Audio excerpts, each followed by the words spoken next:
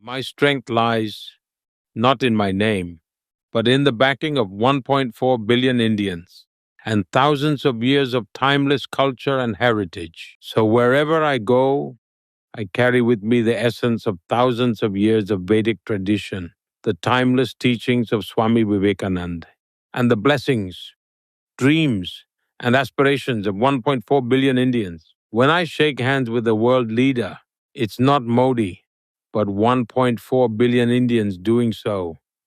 So this isn't my strength at all. It is rather the strength of India. Whenever we speak of peace, the world listens to us. Because India is the land of Gautam Buddha and Mahatma Gandhi. And Indians aren't hardwired to espouse strife and conflict. We espouse harmony instead. We seek neither to wage war against nature nor to foster strife among nations. We stand for peace. And wherever we can act as peacemakers, we have gladly embraced that responsibility. My early life was spent in extreme poverty, but we never really felt the burden of poverty. You see, someone who is used to wearing fine shoes will feel their absence when they don't have them. But for us, we had never worn shoes in our lives. So, how would we even know that wearing shoes was a big deal? We weren't in a position to compare. That's just how we lived. When I became Prime Minister, I specially invited Pakistan to my swearing in ceremony so we could turn over a new leaf. Yet, every noble attempt at fostering peace was met with hostility and betrayal. We sincerely hope that wisdom prevails upon them and they choose the path of peace. I believe even the people of Pakistan long for peace. Look, regarding what you said about criticism and how I deal with it, if I had to summarize in one sentence, I welcome it. I have a strong belief that criticism is the soul of democracy. I want to tell all the young people the following. No matter how dark the night may seem, it is still just night, and morning is bound to come. The following is a conversation with Narendra Modi, the Prime Minister of India. It was one of the most moving conversations and experiences of my life. Allow me here to say a few words about it. Please skip ahead straight to our conversation if you like.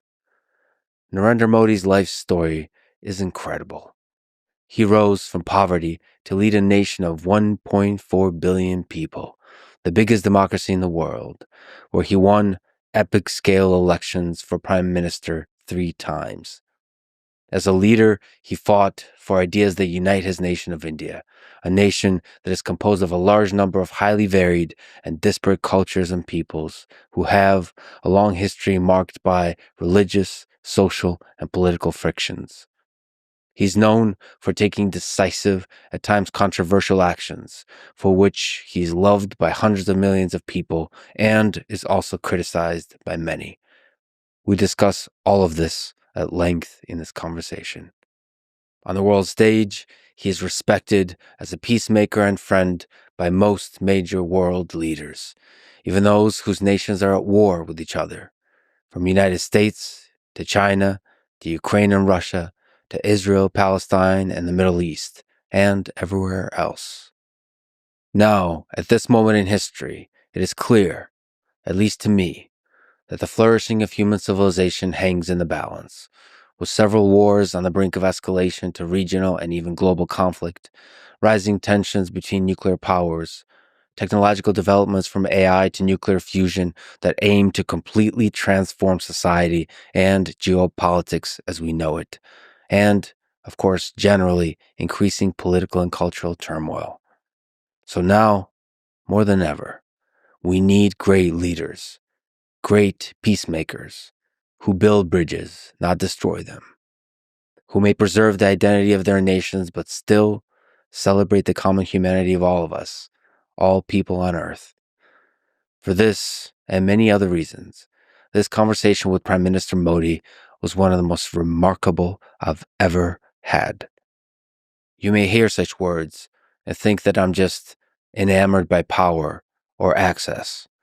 No, never was, never will be. I do not idolize anyone, especially those in power. I'm generally skeptical of power, money, and fame because of their natural corrupting influence on the mind, the heart, the soul of a person. The whole point of all the conversations I've had in my life, on mic and off mic, is that I try to see and explore the full complexity of every human being, the good and the bad. I believe we're all the same in a deep fundamental sense, all capable of good, all capable of evil, all carry stories of pain and stories of hope. Whether you're a world leader or a truck driver, a coal miner, or a farmer in the American Midwest. And by the way, I will be talking to a lot of the latter kind of folk this year off mic, and maybe even on mic, as I travel the US and the world. My brief statements here about Narendra Modi are about both him as a leader and especially him as a human being. In the extensive time I spent with him and spoke with him, off mic and on mic, it was a deeply personal human interaction characterized by warmth, kindness, humor, inner and outer peace, and absolute focus on the conversation between us in the present moment, as if nothing else existed. I have heard from many people that he treats everyone he meets in this empathic way, no matter where they come from or what their position is in this world. So, for those and many other reasons, this really was an incredible experience I will never forget. Oh, and by the way, we make captions and voiceover audio tracks available in English, Hindi, and other languages. You can also listen to the original mixed language version where I speak English and Prime Minister Modi speaks Hindi. Separately, you can choose to turn on subtitles in your preferred language. On YouTube, you can switch between language audio tracks by clicking the settings gear icon, then clicking audio track, and then selecting the language you prefer. For fully English overdub, select English. For fully Hindi overdub, select Hindi. And to listen to the original mixed language version where I speak English and Prime Minister Modi speaks Hindi, please select Hindi Latin audio track. So you can listen either to a version that is all one language or to the original mixed language version with subtitles in your preferred language. The default is English overdub, where thanks to 11 Labs and a great team of translators, we do our best to bring the Prime Minister's voice to life with AI voice cloning in English. I promise that we will continue to work very hard to break down the barriers that language creates and try to make these conversations as accessible as possible to everyone in the world. Anyway, let me pause one more time to say a big thank you. What a wild ride this life has been. It's an honor for me to be on it with all of you. I love you all. This is the Lex Friedman Podcast. And now, dear friends, here's the Prime Minister of India, Narendra Modi. So I should also say I'm fasting right now. It's been almost 2 days, 45 hours. So just water, no food. In honor of this conversation, just to get in the right mindset, get into the spiritual level. I've read that you often fast for many days. Can you explain why you fast and where does your mind go when you fast?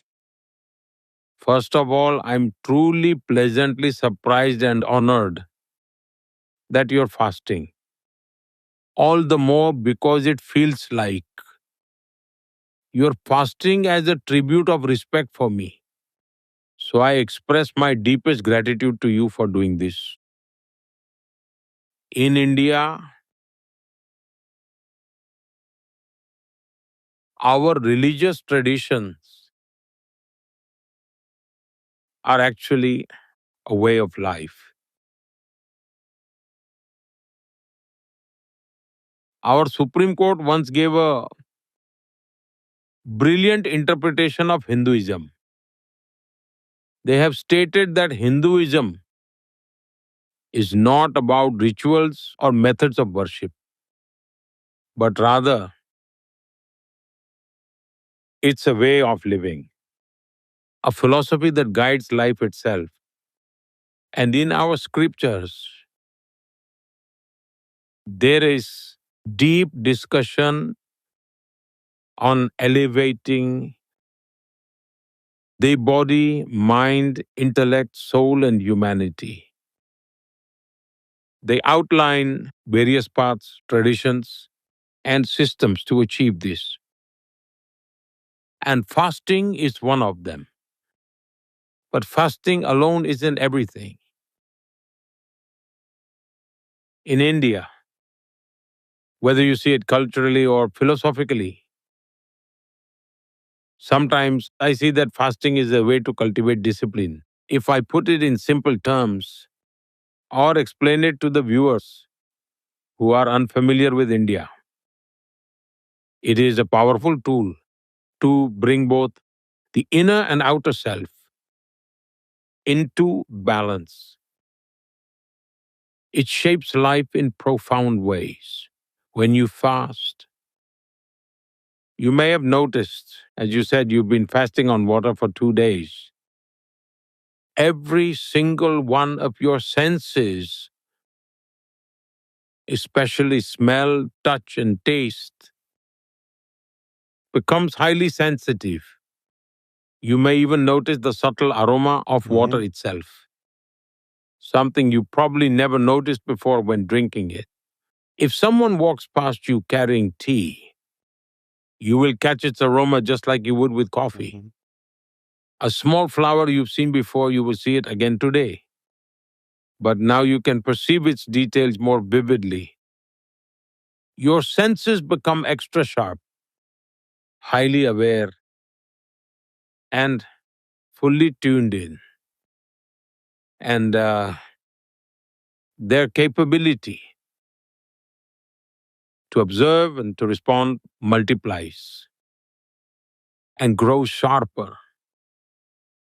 I have personally often experienced this.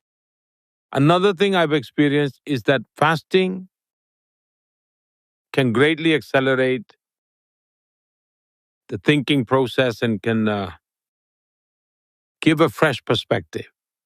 You start thinking outside the box. I don't know if everyone experiences this, but I certainly do. Most people assume that fasting simply means giving up food or not eating. But that's just the physical aspect of fasting. If someone is forced to go without food due to hardship, with an empty stomach, can we call that fasting? Fasting is actually a scientific process. Whenever I fast for an extended period, I prepare my body in advance. For 5 to 7 days before the fast, I follow various Ayurvedic practices and yoga practices, along with other traditional cleansing methods, to internally reset my system. Before actually beginning the fast, I make sure to drink a lot of water as much as possible. So you could say that this detoxification process helps prepare my body in the best possible way. And once I begin fasting, for me it's an act of devotion. For me, fasting is a form of self-discipline. For me personally, even while I go about doing my daily activities during a fast, my mind remains deeply introspective and focused inward. And that experience is profoundly transformative for me. My practice of fasting didn't come from reading books, listening to sermons, or following a tradition just because my family happened to have observed it. It came from my own personal experience. During my school days, there was a movement inspired by Mahatma Gandhi's vision, his vision of cow protection. The government had not enacted any laws at the time. At the time, people across the country observed a 1 day fast by gathering in public places in silent protests. We were just kids, probably had just finished primary school. Something inside me said I should be part of this. And that was the first time in my life I experienced fasting. At such a young age, I felt neither hunger nor any desire for food.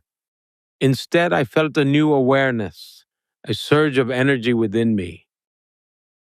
So I became convinced that fasting is a science, far beyond just skipping meals.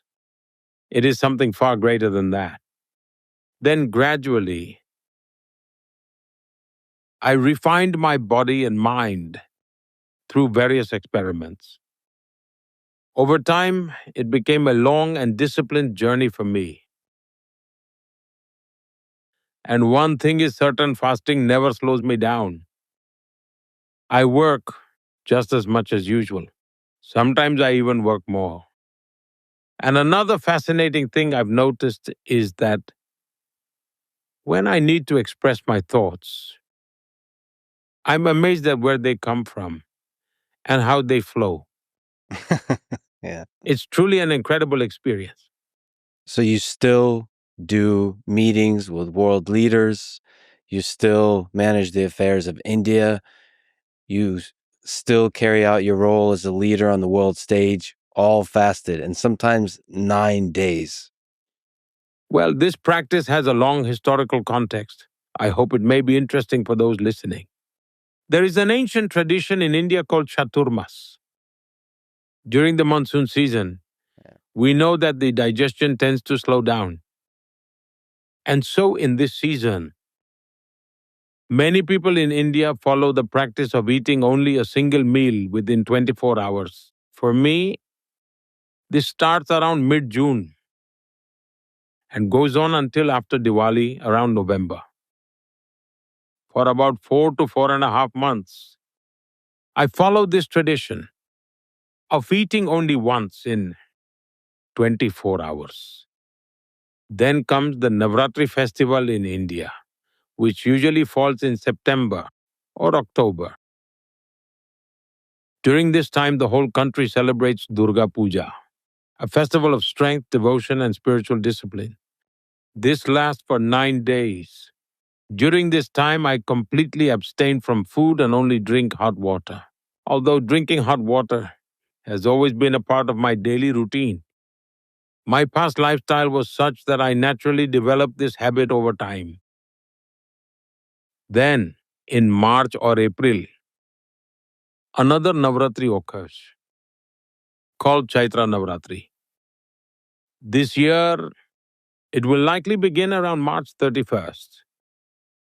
During this 9 day fast, I eat only one specific fruit once a day.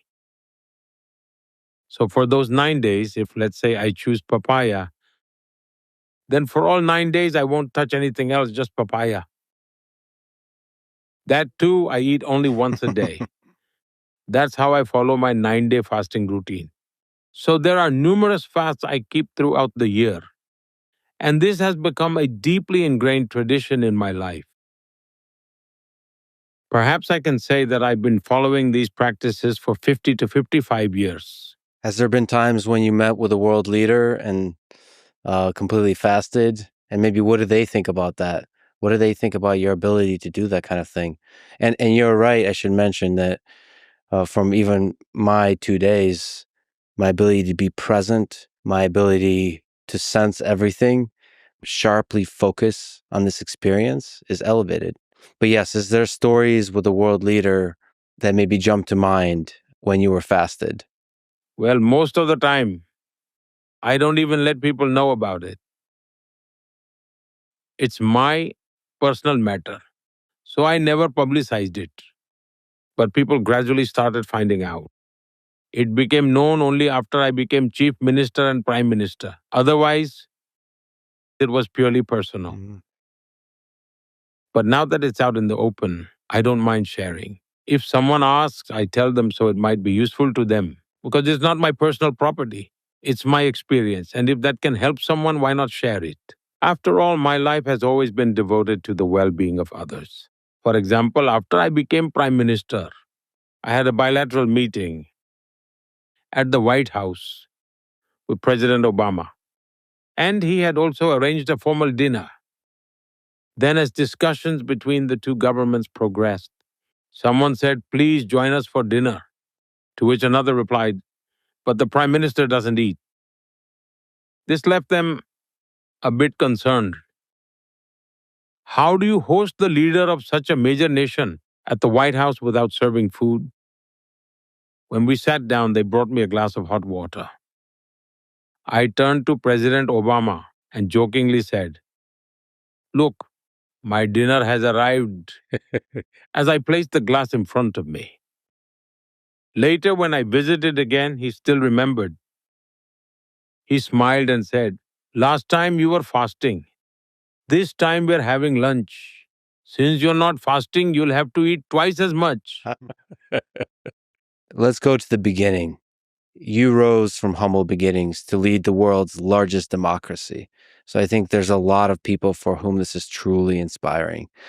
Uh, your family was of very modest means, and you grew up in a one-room house with a mud floor, your whole family living there. Tell me about your childhood. How did those humble beginnings shape your outlook on life? My birthplace is in Gujarat, specifically in North Gujarat, in Mehsana district, in a small town called Vadnagar. Historically, this town holds great significance. And so, Vadnagar is where I was born and completed my early education. Looking at the world, as I understand it today, I can reflect on my childhood and the unique environment I grew up in.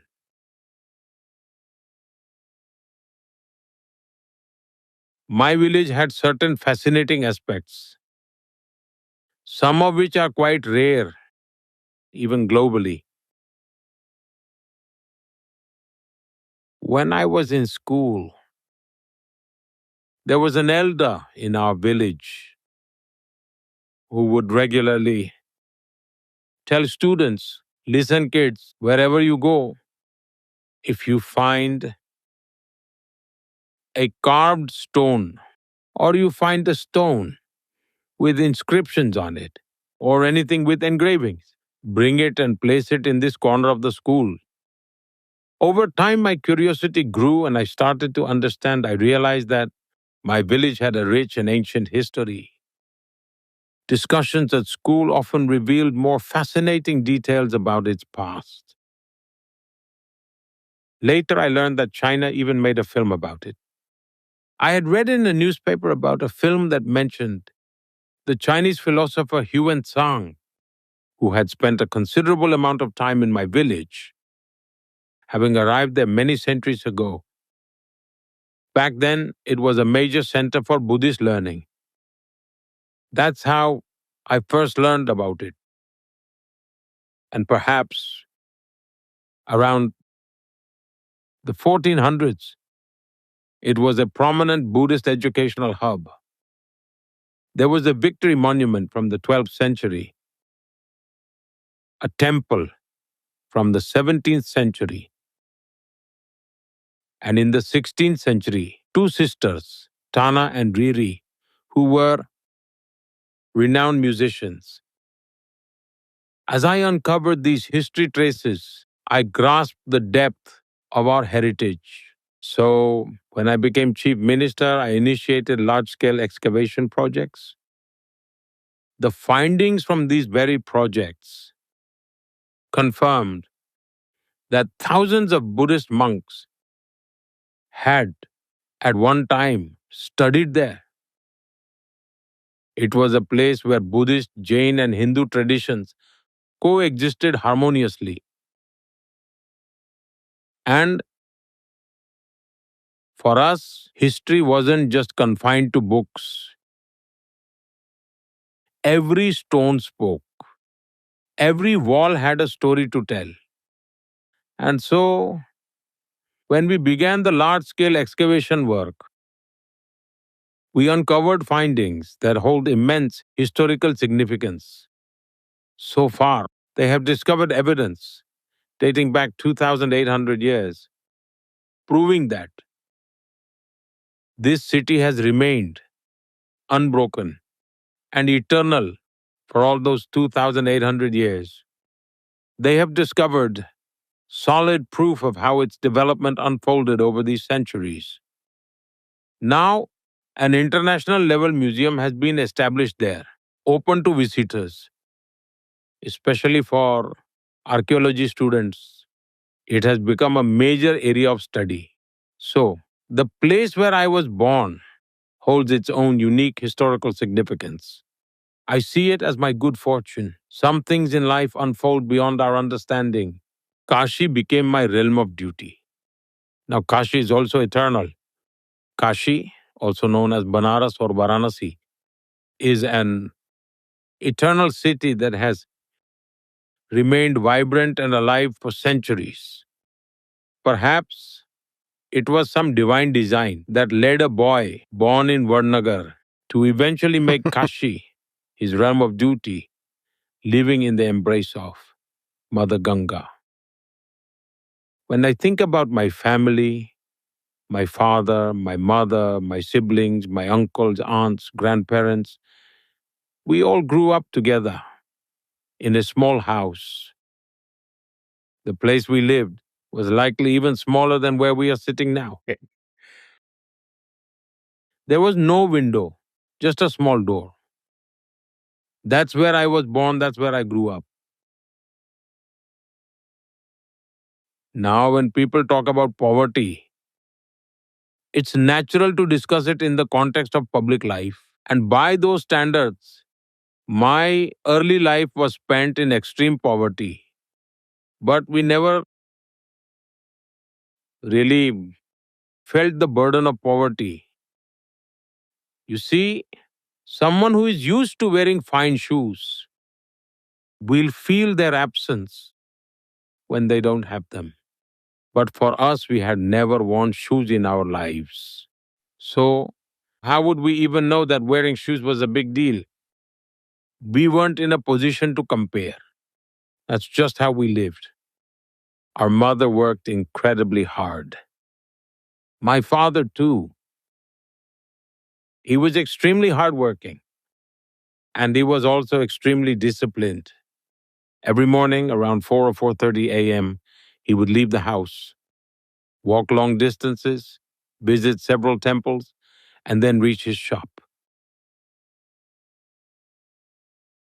He wore traditional leather shoes, handmade in the village.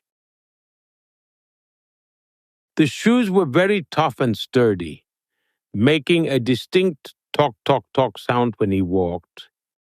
People in the village used to say that they could tell the time just by hearing his footsteps. Oh, yes, they would say. Mr. Damodar is on his way. Such was his discipline. He worked tirelessly, late into the night. Our mother, too, ensured that we never felt the struggles of our circumstances. But despite everything, these challenging circumstances of living in scarcity never left a mark on our minds. I remember in school, the idea of wearing shoes never even crossed my mind. One day, while I was on my way to school, I ran into my uncle on the way.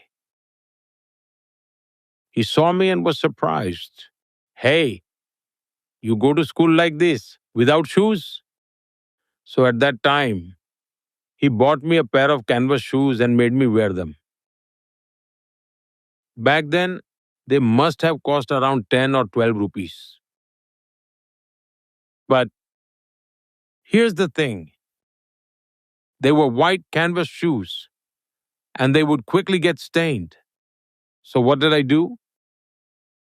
In the evening, after school was over, I would stay back for a while. I would go from classroom to classroom, collecting leftover pieces of chalk that the teachers had discarded. I would take the pieces of chalk home, soak them in water, mix them into a paste, and polish my canvas shoes with it, making them bright white again. For me, those shoes were a treasured possession, a symbol of great wealth. And I don't exactly know why. But from childhood, our mother was extremely particular about cleanliness. Perhaps that's where we inherited that habit too. Not sure how I picked up the habit of dressing neatly, but it's been there since childhood. Whatever I wore, I made sure it looked proper. Back then, as you can imagine, we didn't have any arrangements for ironing clothes. So instead, I would heat up water in a copper pot, hold it with tongs, and press my clothes myself. Then I'd head off to school. That's how I lived, and I found joy in it. We never thought about being poor or judged about how others lived or what their struggles were. We lived carefree, enjoying whatever little we had, and kept working hard. Never once did we complain about these things. And all these aspects of my life, whether you call it fortune or misfortune, unfolded in such a way in politics that they started coming to light. Because when I was taking my oath as chief minister, TV reporters went to my village, questioned my childhood friends, went to capture videos of my home. That's when people started asking, who is this and what background he is coming from? Before that, very few knew much about my life. That's just how my journey has been. My mother possessed an innate spirit of caring for others' well being. It was woven into the very fabric of her being. She possessed knowledge of traditional remedies and healing practices and would treat children with these home remedies. Every morning before sunrise around 5 o'clock, she would start treating them. So all the children and their parents would gather at our home, little children crying, and we had to wake up early because of it. Meanwhile, my mother would continue treating them with care. This spirit of service, in a way, was nurtured through these experiences. A sense of empathy for society, the desire to do good for others. These values were instilled in me from my family. I believe that my life has been shaped by my mother, my father, my teachers, and the environment I grew up in. There's a lot of young people listening to this that are truly inspired by your story. From those humble beginnings to the leader of the biggest democracy in the world. What can you tell to those young folks who are struggling, who are lost in the world, who are trying to find their way? What advice could you give them? I want to tell all the young people the following. No matter how dark the night may seem, it is still just night, and morning is bound to come. That's why we need patience and self-confidence. Yes, the challenges are real, but I am not defined by my circumstances. I am here for a purpose, sent by a higher power, and I am not alone. The one who sent me is always with me. This unwavering faith should always remain within us. Difficulties are a test of endurance. They are not meant to defeat me. Hardships exist to make me stronger, helping me grow and improve, not to leave me feeling hopeless or discouraged. Personally, I see every crisis, every challenge as an opportunity. So, to all young people, I say, have patience. There are no shortcuts in life. At our railway stations, there hangs a sign for those who habitually cross the tracks instead of using the bridge. It reads, "Shortcut will cut you short." I would tell young people the same: shortcut will cut you short. There are no shortcuts in life. Patience and perseverance are essential. Whatever responsibility we are given, we must pour our heart into it. We should live it with passion, enjoy the journey, and find fulfillment in it. I truly believe that if this mindset is cultivated, it transforms life. Similarly, abundance alone is not enough. There is no guarantee of success. Even a wealthy person who indulges in comfort and idleness will eventually wither away. Instead, he must decide, yes, I may have resources around me, but I must use my abilities to grow them further. I must contribute more to society with my own strength. Even if I am in a good position, there is still so much more to do. Even if I am not in a good position, there is still so much work to do. That's what I believe. I have also noticed that some people tend to think, I've learned enough, that's it. But one should never let the student within them die. Learning should never stop. I believe that as long as I am alive, I must have a purpose. Perhaps I exist to keep learning, to keep growing. Now, my mother tongue is Gujarati, and we were not very familiar with the Hindi language, nor did we know how to speak it eloquently or communicate effectively. But as a child, I used to sit at my father's tea shop. And at that young age, I got the chance to meet so many people. And every time I learned something from them, I observed their ways of speaking, their expressions. These things taught me a lot. Even though I wasn't in a position to apply it then, I thought, if I ever get the chance, why not? Why shouldn't I present myself well? So I believe the desire to learn should always remain alive. And another thing I've observed is that most people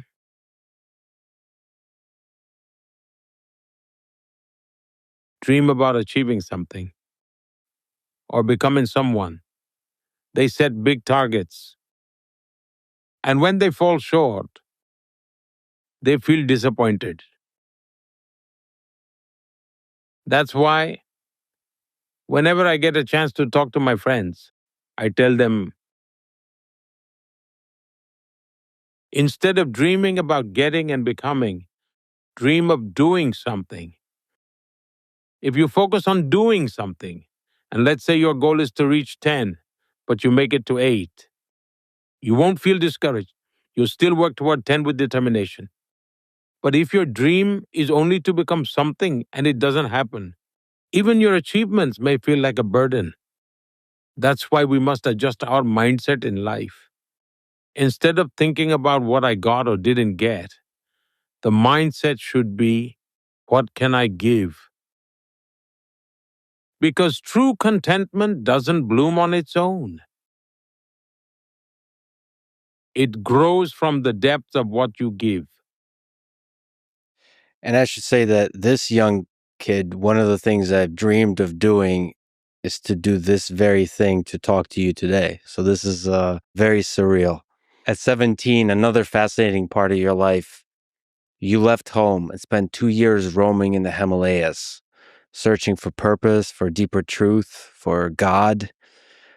So not much is known about this period of your life. You lived a nomadic, minimalist existence, very much like a yogi, often sleeping without a roof over your head. What are some memorable spiritual moments, rituals, experiences from that time? It seems like you've put in a lot of effort. Look, Look, I don't usually talk much about this, but I can share a few external aspects of it. I grew up in a very small town. Our life was all about being part of a community. We lived among people surrounded by them. That was just how life was. There was a library in the village, and I used to go there often to read books. Whenever I read something from the books, I often found myself feeling inspired, thinking, why shouldn't I shape my own life like that? That desire was always there. When I used to read about Swami Vivekananda or read about Chhatrapati Shivaji Maharaj, I would often wonder, how did they live? How did they build such remarkable lives? And for that, I constantly experimented on myself. Most of my experiments were physical in nature, testing my body's limits. For example, where I lived, winters weren't too harsh, but December nights could get quite cold. But still, at night, the cold would bite. It was natural. So sometimes I would decide to sleep outside, in the open, with nothing to cover myself, just to see how my body endures the cold. So from a very young age, I would often experiment with my body, and this became a regular thing for me. For me,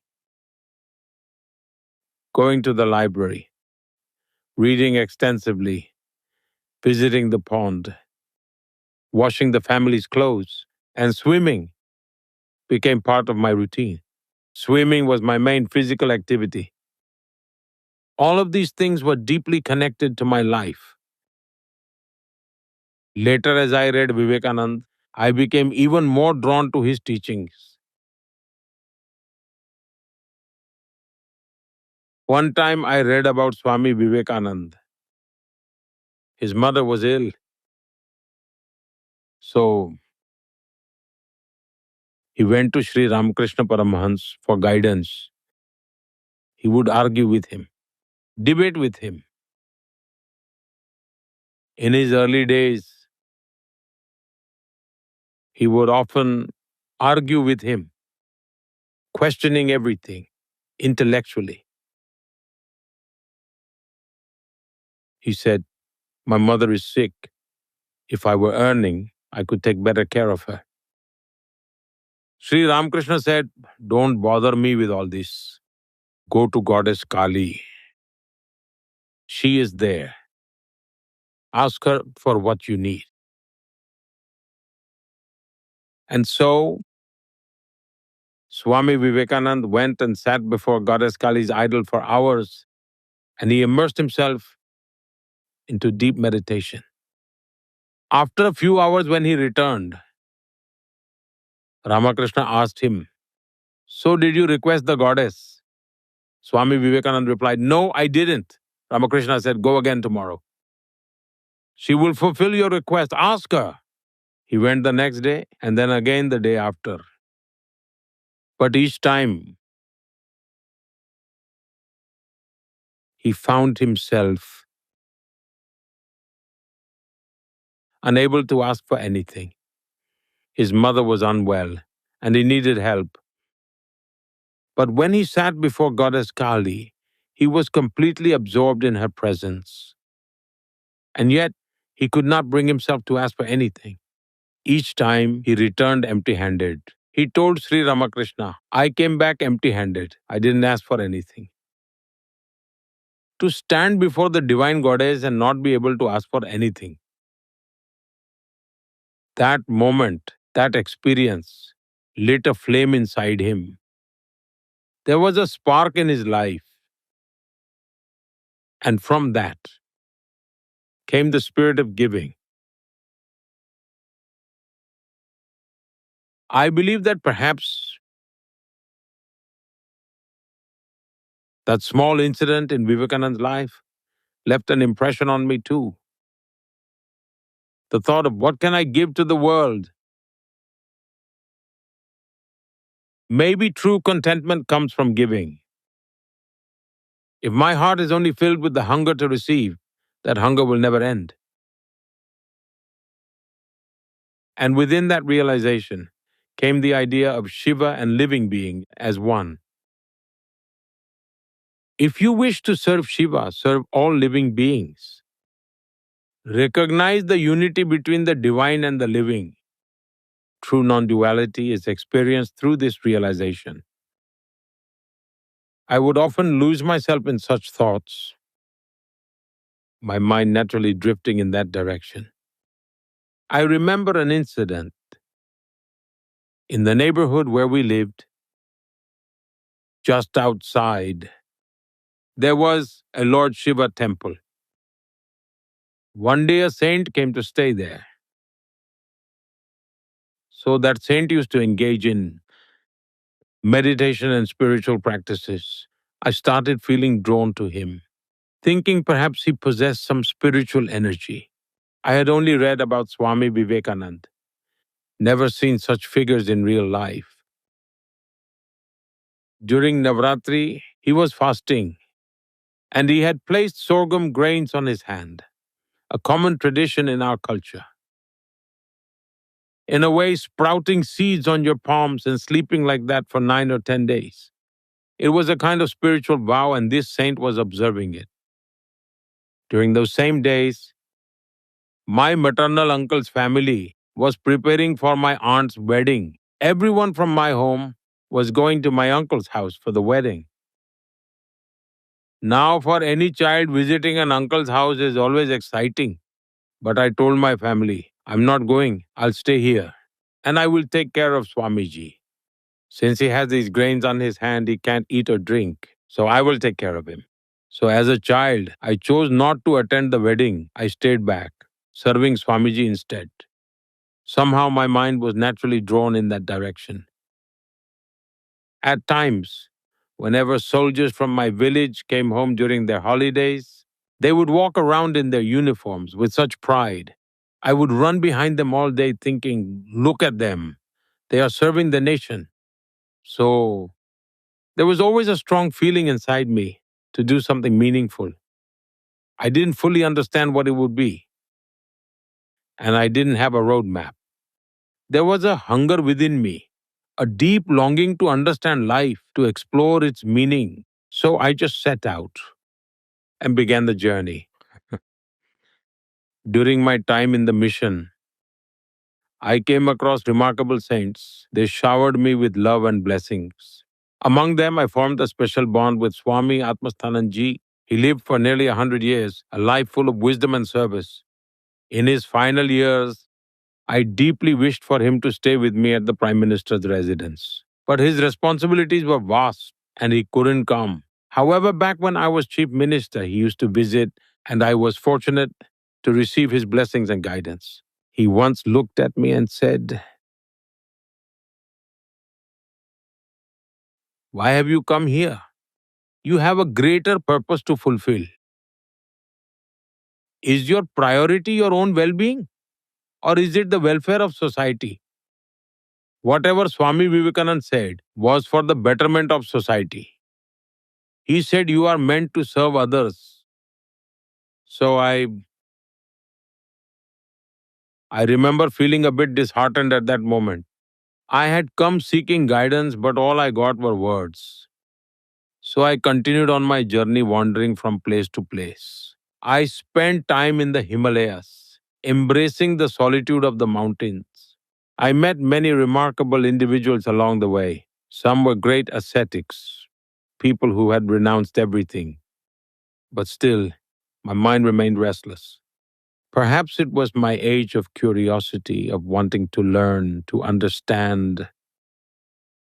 It was a new experience, a world shaped by the mountains, by ice, by the towering snow-covered peaks.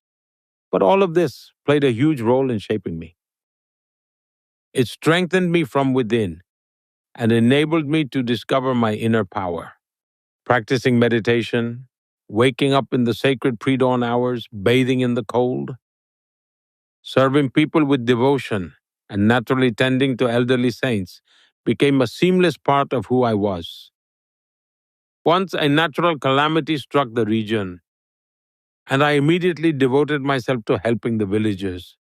So these were the saints and spiritual masters with whom I stayed from time to time. I never remained in one place for long. I kept moving, constantly wandering. That was the kind of life I lived. And for people who don't know, that moment in the Ramakrishna Mission Ashram with the monk Swami Padmashananda, as you mentioned, he helped steer you towards a life of service. So there's another possible life that could have been where you take sannyasa, you give away everything, and you're a monk. So we could have had a monk Narendra Modi and a Prime Minister Narendra Modi, and he helped you take the decision to live a life of service at every scale. From the outside, people may call me a leader. Some call me the prime minister. Others call me the chief minister. And that's how they see me from their perspective. But deep within, there is only an unwavering spiritual commitment. The Modi, who lovingly helped his mother care for children during their treatments, tending to them with patience and compassion. The Modi, who wandered through the Himalayas, and the Modi who now works from this seat of responsibility, they are all tied together by the same inner consistency. Every action is dedicated to serving others. People may see a stark difference between a saint and a leader, but to me, there is no real difference. Yes, the attire changes, the way of life changes, the words spoken throughout the day shift, and the nature of work evolves. But the core of my being remains unchanged, carrying out every responsibility with the same sense of calm focus and dedication. Another part of your life, of who you are, is you've spoken your whole life about putting your nation of India above all else. When you were 8, you joined the RSS, which espouses the idea of Hindu nationalism. Can you tell me about RSS and what impact they had on who you are and the development of your political ideas? Ever since childhood, I always had the habit of staying engaged in something or the other. I remember there was a man named Makoshi. I don't quite recall his full name. I think he was part of the service group, Makoshi Soni or something like that. He used to carry a small drum-like instrument called a tambourine with him. And he used to sing patriotic songs in his deep, powerful voice. Whenever he came to our village, he would hold programs in different places. I would run after him like a crazy fan just to listen to his songs. I would spend entire nights listening to their patriotic songs. I enjoyed it. I don't even know why, but I just did. In our village, there was a branch of the Rashtriya Swayamsevak Sangh where we played sports and sang patriotic songs. Something about those songs touched me deeply. They stirred something inside me. And that's how I eventually became part of the RSS. One of the core values that were instilled in us at RSS was whatever you do, do it with a purpose. Even while studying, study with the goal of learning enough to contribute to the nation. Even when you exercise, do it with the purpose of strengthening your body to serve the nation. This is what we were taught. And today, RSS is a massive organization. It is now nearing its 100th anniversary. Such a massive volunteer organization likely doesn't exist anywhere else in the world.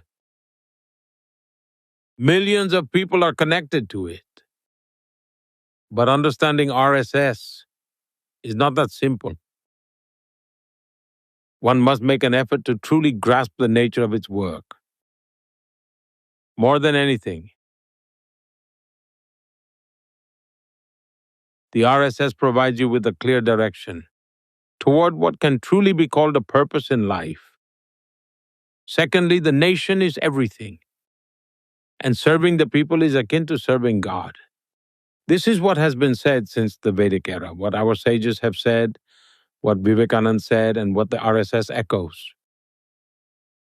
A volunteer is told that the inspiration he gains from RSS, it's not just about attending the 1 hour session or wearing the uniform. What matters is what you do for society. And today, inspired by that spirit, many initiatives are thriving. Like some volunteers established an organization called Seva Bharti. This organization serves the slums and settlements where the poorest people live, which they call service communities. To my knowledge, they run approximately 125,000 service projects without any government assistance, solely through community support. They spend time there, teach the children, care for their health, instill good values, and work towards improving cleanliness in these communities. Running 125,000 social service projects is no small feat. Similarly, some volunteers, nurtured by RSS, are dedicated to serving tribal communities through Vanvasi Kalyan Ashram. They live among the tribal people, working for their welfare. They have established over 70,000 one-teacher schools in remote tribal regions. There are also some people in America who show their support for this cause and contribute donations of about $10 or $15. And they say, skip a Coca-Cola this month, don't drink Coca-Cola, and donate that money to an one-teacher school instead. Now imagine 70,000 one-teacher schools dedicated to educating tribal children. Some volunteers have founded Vidya Bharati to revolutionize education. Today, they run nearly 25,000 schools, educating around 3 million students. And I believe that millions of students have benefited from this initiative, receiving quality education at an incredibly low cost. Alongside education, values are prioritized and students remain grounded, learning skills so they don't become a burden on society. That is, in every aspect of life, whether it's women, youth, or even laborers, the RSS has played a role. In terms of membership size, if I may say so, we have the Indian Labor Union. It has around 50,000 unions with millions of members across the country. Perhaps in terms of scale, there is no bigger labor union in the world. But what's interesting is the approach they take. Historically, leftist ideologies have fueled labor movements worldwide. And what has been their slogan? Workers of the world, unite. The message was clear: unite first, and then we'll deal with everything else. But what do the labor unions run by RSS-trained volunteers believe in? They say, workers unite the world. Others say, workers of the world unite, and we say, workers unite the world. It may seem like just a small shift in words, but it represents a huge ideological transformation. The volunteers who come from the RSS follow their own interests, nature, and inclination. And in doing so, they strengthen and promote these kinds of activities. When you observe these initiatives, you'll see how, over the past 100 years, the RSS has dedicated itself with the discipline and devotion of a seeker, staying away from the glare of mainstream attention. I feel blessed to gain life's values from such a sacred organization. Through the RSS, I found a life of purpose. Then I was fortunate to spend some time among the saints, which gave me a strong spiritual foundation. I found discipline and a life of purpose. And through the guidance of saints, I gained spiritual grounding. Swami Atmastananda and others like him have held my hand throughout my journey, constantly guiding me at every step. The teachings of Ramakrishna Mission Swami Vivekananda, and the service driven philosophy of the RSS have played a crucial role in shaping me. But they've also helped push the idea of India. What is the idea that unifies India? What is India as a nation? What is the foundational idea that unites all of these disparate worlds and communities and cultures? What would it be? Look, India is a cultural identity. It is a civilization that dates back thousands of years. Consider the vastness of India. Over 100 languages, thousands of dialects. India is so diverse that we have a saying that every 20 miles the language changes. Customs change, cuisine changes, even clothing styles shift from region to region, from the south to the north. You will see immense diversity across the country. But if you dig a little deeper, you will find a common thread. For example, the stories of Lord Ram can be heard everywhere in India. His name echoes in every corner of the country. But if you look closely, from Tamil Nadu to Jammu and Kashmir, you will always find people whose names include Ram in some form.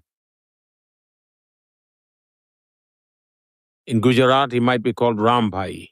In Tamil Nadu, Ramachandra. And in Maharashtra, Ram Bhau. This unique cultural bond is what unites India as one civilization. Take something as simple as bathing in water. We have a ritual where all the rivers of India are remembered. They chant, I am bathing with the waters of all these rivers: Ganga, Yamuna, Godavari, Saraswati, Narmada, Sindhu, Kaveri. It's a sentiment that unites a nation. And we have a long tradition of making such resolutions at the beginning of important events and rituals. And the resolution itself can present a historical record. And in so doing, serve as a way of collecting and preserving historical data. It has been an incredibly unique system, guided meticulously by our scriptures. When someone makes a resolution, performs a puja, or even during weddings, we start by invoking the entire universe, beginning with Jambudweep, Bharat Khand, Aryavrat, and gradually narrow it down to the village, then mentioning the specific family. And finally, we invoke the family deity. This practice is still alive, happening daily in every corner of India. But sadly, the Western and global models began viewing nations only as administrative systems. India, however, has had a variety of administrative systems throughout history. Many systems were fragmented, scattered, and varied across regions. Kings and rulers were numerous. But India's unity lay in cultural bonds. Pilgrimage traditions played a key role in preserving this unity. Shankaracharya established the 4 pilgrimage sites. Even today, millions of people travel from one place to another for pilgrimage. In Kashi, you'll find people who bring water from Rameshwaram to Kashi and take water from Kashi to Rameshwaram. Even if you look at our Hindu calendar, you'll find so many things across the country that you can't even imagine. If we look at the historical foundation of modern India, along with yourself, Mahatma Gandhi is one of the most important humans to have ever lived, but certainly one of the most important humans to the history of India. What do you admire about Mahatma Gandhi? As I had mentioned before, I was born in Gujarat, and Gujarati is my mother tongue. Mahatma Gandhi was also born in Gujarat. His native language was Gujarati too. He pursued a career as an attorney and lived overseas for several years. He had plenty of great opportunities, but the deep sense of duty within him, along with the values instilled by his family, led him to give up all comforts and devote his life to serving the people of India. He joined the struggle for India's independence. And to this day, he continues to deeply influence the life of every Indian in some way. Mahatma Gandhi tried to live by his principles and practiced what he preached. For example, he strongly advocated for cleanliness and practiced it himself. And he made it a point to discuss cleanliness wherever he went. Another key factor to consider is India's fight for independence. India was ruled by the Mughals, the British, and several other foreign powers. Despite being bound by the shackles of colonial rule for centuries, the flame of independence burned brightly. In every corner and nook of India, never fading, always fueling the desire for freedom. Millions of people sacrificed their lives so the light of freedom could shine on India. They laid down their lives for freedom, sacrificing their youth behind prison walls. Mahatma Gandhi also fought for India's independence, but in his own way. Indeed, the other freedom fighters were brave warriors and devoted sons of Mother India. They came, they fought, and their martyrdom immortalized them. And they did indeed have a lasting impact. But it was Mahatma Gandhi who awakened the nation, leading a mass movement fueled by truth. And he wove even a sweeper into the very fabric of the freedom struggle. He told teachers their work was part of the freedom struggle. He told the people spinning thread and weaving clothes they were freedom fighters. He told those tending to lepers that their service was a step toward India's freedom. He viewed every task as a vital thread in the fabric of India's independence movement. And this transformed India's common man into a soldier in the quest for freedom. Gandhi forged a mass movement so immense that the British could never fully grasp it. The British never imagined that a pinch of salt from the Dandi March could spark a massive revolution, and he made it happen. And his life, presence, style, mannerisms all left a profound impact. And I have seen many of his stories evolve into timeless legends. I recall an incident from a roundtable conference. Yeah, I believe he was attending a roundtable conference. He was supposed to meet King George at the Buckingham Palace. Draped in his breechcloth, Mahatma Gandhi made his way to the palace. Many people were amazed that he had showed up in that attire to meet the king. Gandhi remarked he didn't need to wear a lot of clothes. He said, "Your king is wearing enough clothes for the both of us." This was the whimsical charm of his nature. Mahatma Gandhi possessed many remarkable qualities.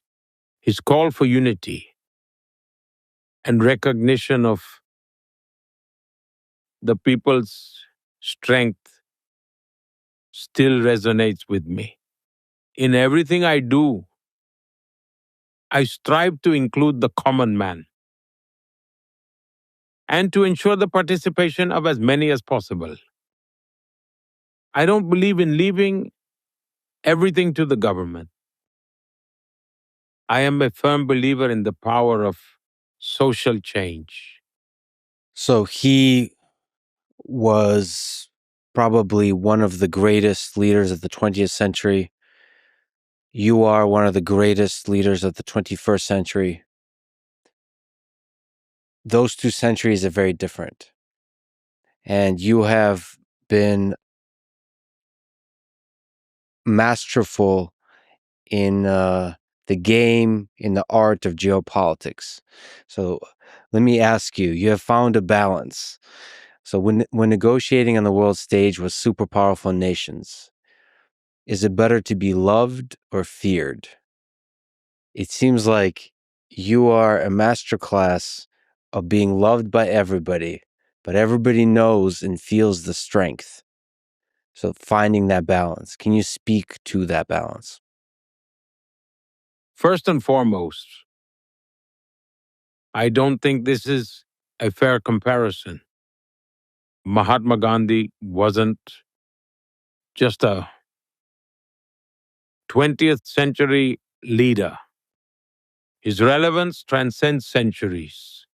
Mahatma Gandhi's legacy will last for centuries to come, and he remains relevant to date. As far as I am concerned, I have a responsibility to fulfill. Yet, the weight of that responsibility pales in comparison to my country. I am nowhere near as great as my country, and my strength lies not in my name, but in the backing of 1.4 billion Indians and thousands of years of timeless culture and heritage. So wherever I go, I carry with me the essence of thousands of years of Vedic tradition, the timeless teachings of Swami Vivekananda, and the blessings, dreams, and aspirations of 1.4 billion Indians. When I shake hands with a world leader, it's not Modi, but 1.4 billion Indians doing so. So this isn't my strength at all. It is rather the strength of India. You see, I recall something that happened all the way back in 2013. It was when my party declared I would be their prime ministerial candidate. My critics often tried to corner me on one point. It became a topic of widespread discussion. Modi is nothing more than a state leader. What does he know of foreign policy? Does he even understand global geopolitics? This was on everyone's lips. And I was asked this question in every interview. I gave a very well thought out answer at the time. I said, I won't lay out my entire foreign policy in an interview, nor is it needed. That said, India will neither allow itself to be looked down upon, nor will it ever look up to anyone. India will now see eye to eye with her counterparts. This was my belief in 2013, and it still lies at the heart of my foreign policy. For me, the country always comes first. However, to belittle someone or speaking ill of others is neither part of my cultural values nor my traditions.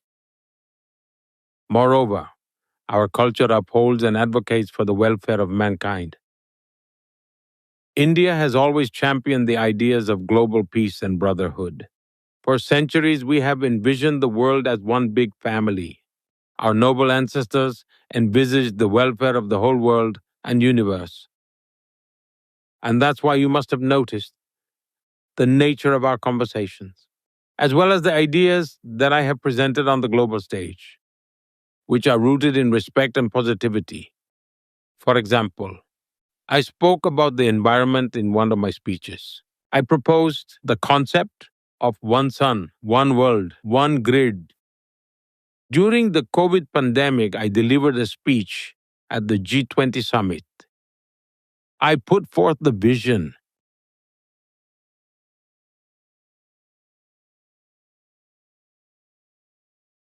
of one health, where humans and nature would live in harmony.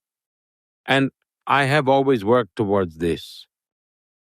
We hosted the G20 summit with the motto, One Earth, One Family, One Future.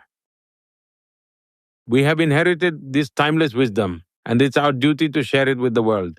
To give you an example, I have advocated for embracing renewable energy. We founded the International Solar Alliance with the motto, one sun, one world, one grid. Even when it comes to global healthcare, I had proposed one earth, one health. This initiative extends not only to humans, but also to all flora and fauna. I have always aimed to initiate efforts that foster global well being. And the global community needs to join hands to accomplish that. We must also understand that the world has become one small village today. No country can thrive in isolation. Today, we all depend upon one another. No one can make it far by themselves. That is why you must learn to synchronize with everyone, and everyone else must learn to synchronize with you. That's the only way to propel this initiative forward. Organizations like the United Nations came into being after the First World War, but they failed to evolve with the times.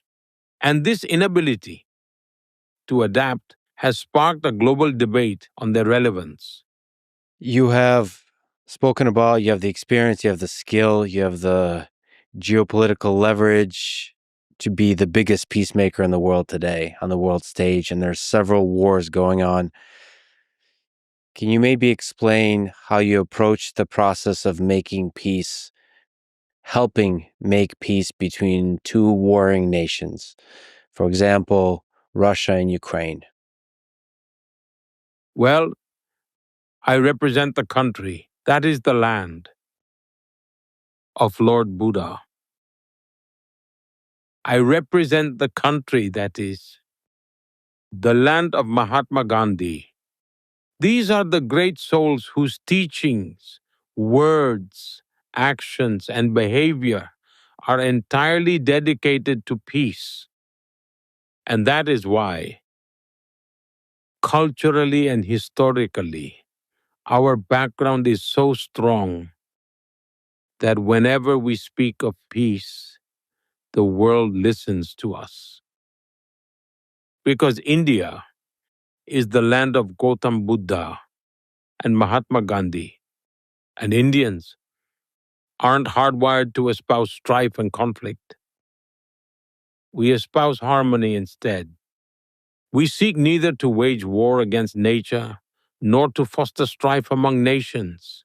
We stand for peace, and wherever we can act as peacemakers, we have gladly embraced that responsibility. Returning to your example, I have a close relationship with Russia and Ukraine alike. I can sit with President Putin and say that this is not the time for war. And I can also tell President Zelensky in a friendly way that, brother, regardless of how many people stand with you in the world, there will never be a resolution on the battlefield. The resolution will only come when both Ukraine and Russia come to the negotiating table. Ukraine may hold countless discussions with their allies, but it will bear no fruit. Discussions must include both parties instead. Initially, it was challenging to find peace, but now the current situation presents an opportunity for meaningful and productive talks between Ukraine and Russia. There has been a lot of suffering. Even the global south has suffered. The world has been grappling with a food, fuel, and fertilizer crisis. So, the global community should unite in the pursuit of peace. As for me, I have always maintained that I stand with peace. I am not neutral. I have a stance, and that is peace. And peace is what I strive for. Another difficult, historic relationship and conflict is between India and Pakistan. So it's one of the most tense conflicts in the world. Two nuclear powers with strong ideological differences. You are a great peacemaker, looking out into the future as a visionary. What do you see as the path for friendship, for peace, for good relations between India and Pakistan? I would like to delve into periods of our history the world may be unfamiliar with. Before 1947, during the struggle for independence, everyone was fighting side by side, shoulder to shoulder.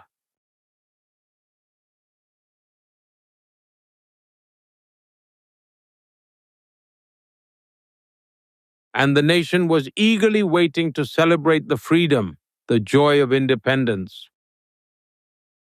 Now,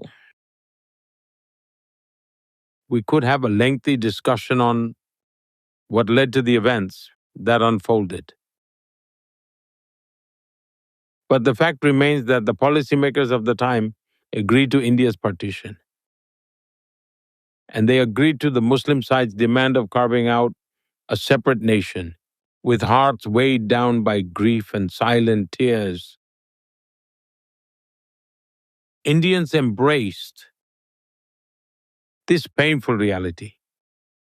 However, what unfolded was an immediate heartbreaking saga of bloodshed. Trains filled with bloodied, wounded people and corpses started arriving from Pakistan. It was a harrowing sight. After getting their own way, we expected them to live and let live. And yet, they chose not to foster a harmonious coexistence. Time and again, they decided to be at odds with India. They have waged a proxy war against us. Don't mistake this for ideology. What kind of ideology thrives on bloodshed and the export of terror? And we are not the sole victims of this menace.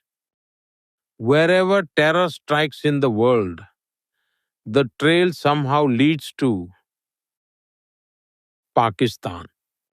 Let's take the September 11th attacks, for example. The main mastermind behind it, Osama bin Laden, where did he eventually emerge from? He had taken refuge in Pakistan. The world has recognized that, in a way, terrorism and the terrorist mindset are deeply rooted in Pakistan. Today, it stands as an epicenter of turmoil, not just for India, but for the world. And we have repeatedly asked them what good can come from this path. We have urged them to abandon the path of state-sponsored terrorism for good. What do you hope to gain by surrendering your nation to lawless forces? I even personally traveled to Lahore in the pursuit of peace. When I became Prime Minister, I specially invited Pakistan to my swearing-in ceremony so we could turn over a new leaf. Yet, every noble attempt at fostering peace was met with hostility and betrayal. We sincerely hope that wisdom prevails upon them and they choose the path of peace. I believe even the people of Pakistan long for peace because even they must be weary of living in strife and unrest. They must have grown weary of relentless terror where even innocent children are killed and countless lives are destroyed. Is there some memorable stories from your past attempts to try to improve relations with Pakistan that could guide the path forward into the future? Like I mentioned, my first attempt at improving bilateral relations was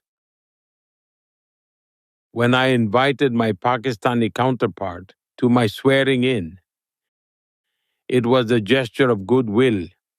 It was a diplomatic gesture unlike any in decades.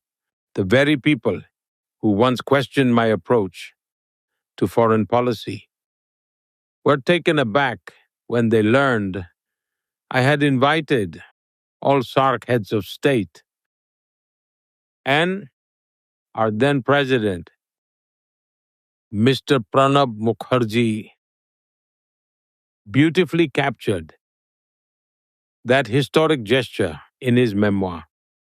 This was a testament to how clear and confident India's foreign policy had become. This sent a clear message to the world. about India's commitment to peace and harmony. But we didn't get the desired outcome. Maybe to ask a little bit of a lighter question, who has the better cricket team, India or Pakistan? The two teams have a epic rivalry on the pitch. And more seriously, given the geopolitical tensions that you spoke to, uh, what role do sports and cricket and football play in fostering better relations? I think sports have the power to energize the entire world. The spirit of sports brings people together across different nations. That's why I would never want to see sports being discredited.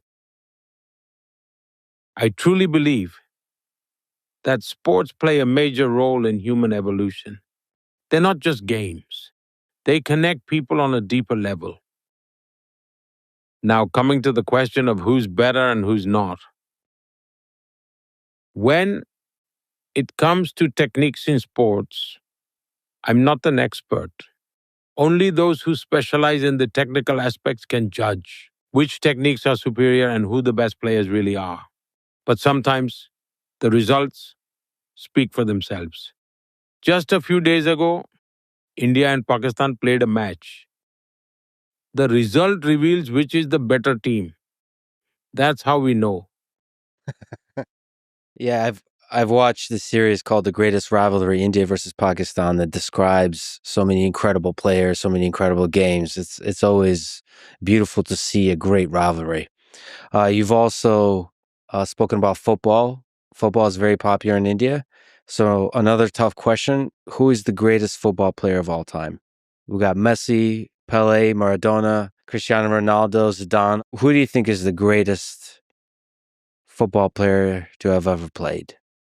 It's absolutely true that many regions in India have a strong football culture. Our women's football team is performing really well, and the men's team is also making great progress. But if we talk about the past, back in the 1980s, one name that always stood out was Maradona. For that generation, he was seen as a true hero. And if you ask today's generation, they'll immediately mention Messi. Now that you've asked, another interesting memory just came to mind. There's a state in India called Madhya Pradesh, right in the center.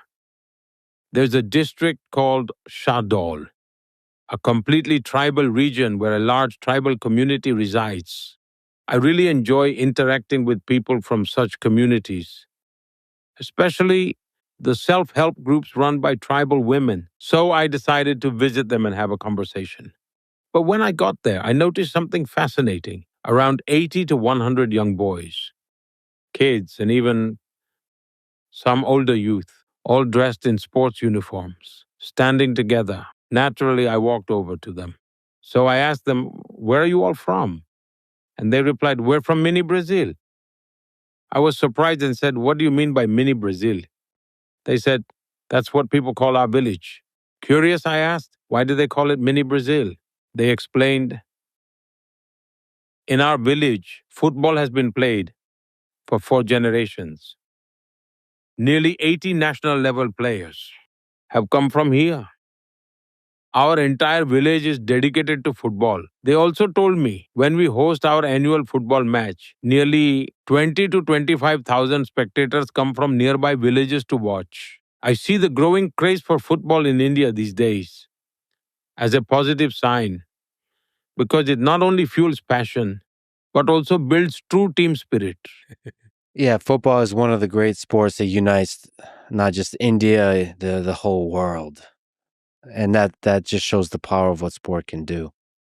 You recently visited the United States and reinvigorated your friendship with Donald Trump. What do you like about Donald Trump as a friend, as a leader? I'd like to share with you an event that stands out in my memory. Perhaps from that, you'll get a better understanding of the point I'm trying to convey. For example, we had an event in Houston, Howdy Modi.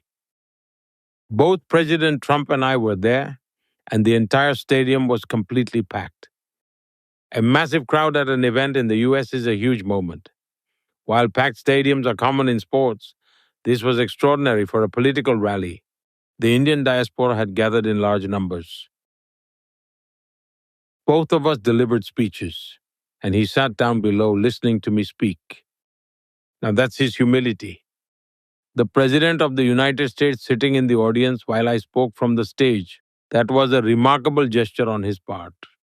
After finishing my speech, I stepped down. And as we all know, security in the US is extremely strict and thorough. The level of scrutiny there is on a completely different level. I went over to thank him and casually said, "If you don't mind, why don't we take a lap around the stadium? There are so many people here. Let's walk, wave, and greet them." In American life, it's almost impossible for the president to walk into a crowd of Yeah. thousands. But without even a moment's hesitation, he agreed and started walking with me. His entire security detail was thrown off guard. But for me, that moment was truly touching. It showed me that this man had courage. He makes his own decisions, but also he trusted me and my lead in that moment enough to have walked with me into the crowd. It was that sense of mutual trust, a strong bond between us that I truly witnessed on that day. And the way I saw President Trump that day, walking into a crowd of thousands without even asking security, was truly amazing. And if you watch the video now, you'll be amazed. When he was shot during the recent campaign, I saw the same resilient and determined President Trump, the one who walked hand in hand with me in that stadium. Even after being shot, he remained unwaveringly dedicated to America. His life was for his nation. His reflection showed his America First spirit, just as I believe in nation first. I stand for India first. And that's why we connect so well. These are the things that truly resonate. And I believe that across the world, politicians are covered so much by the media that people mostly perceive each other through its lens. People rarely get the chance to truly meet or personally know one another. And perhaps third party intervention is the real cause of tensions. When I visited him in the White House for the first time, there was already a lot written about President Trump in the media. At that time, he was still new to office, and the world had a rather different perception of him. Even I had been briefed in many different ways before meeting him. But to my surprise, the very moment I stepped into the White House, he broke all formal protocols right away. And then he personally took me on a tour of the White House. As he showed me around, I noticed something striking. He wasn't holding any notes or cue cards, nor was anyone accompanying him to assist. He pointed things out himself. "This is where Abraham Lincoln lived," he said. He even explained why the courtroom was designed so long. He would point at the table and tell me which president signed here and on what date. I found that incredibly impressive. It showed how much he honored the presidency and how respectful and deeply connected he was to America's history. I could feel that. And he spoke to me freely, discussing many things openly. That was my experience from our first meeting. Later, when his first term ended and President Biden won, 4 years passed. But during that time, whenever someone we both knew met him, and this must have happened dozens of times, he would say, "Modi is my friend, convey my regards." That kind of gesture is rare. Mm. Even though we didn't meet physically for years, our direct and indirect communication, our closeness, and the trust between us remained unshaken. He said that you're a much tougher, much better negotiator than he is. He said this recently when you visited. What do you think of him as a negotiator? And what do you think he meant about you being a great negotiator? Now, that's not something I can comment on, since it's his graciousness and humility. It is very kind of him that he openly appreciates me on various occasions and in different contexts. But about negotiation, I always put my country's interests first. That's why in every forum, I speak up for India's interest, not to harm anyone, but in a positive manner. And because of that, no one takes offense.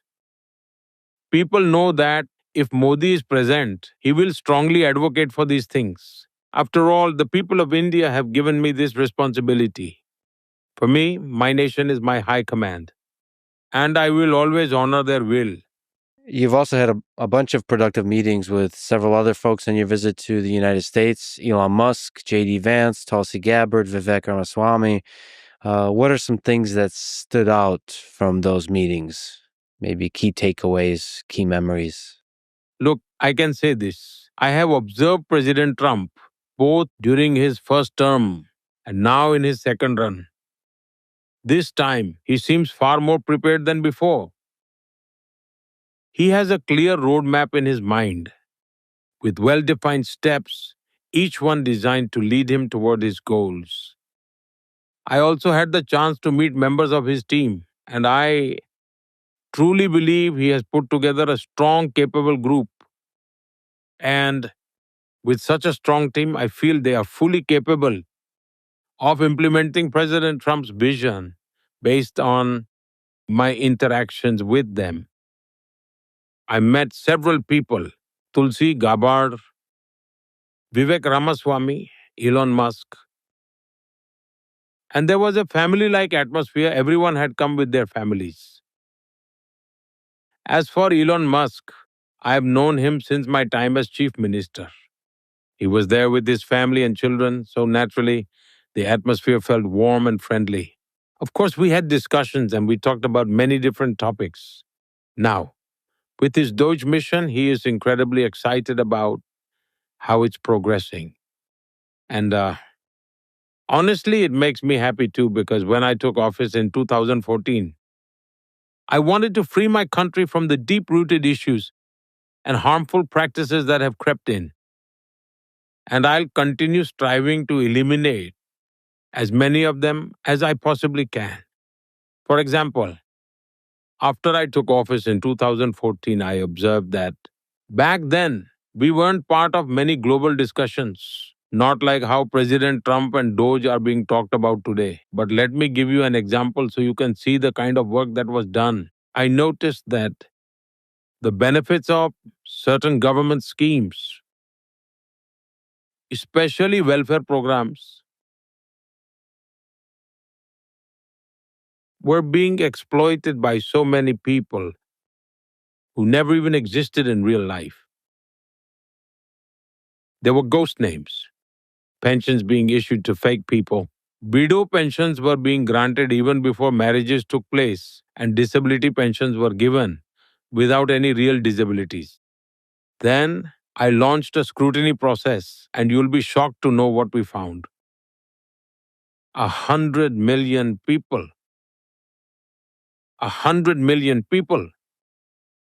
That's 100 million fake or duplicate names that I removed from the system. And because of that, we saved massive amount of money. Then I introduced direct benefit transfer, ensuring that every rupee sent from Delhi reached the rightful person without leakage.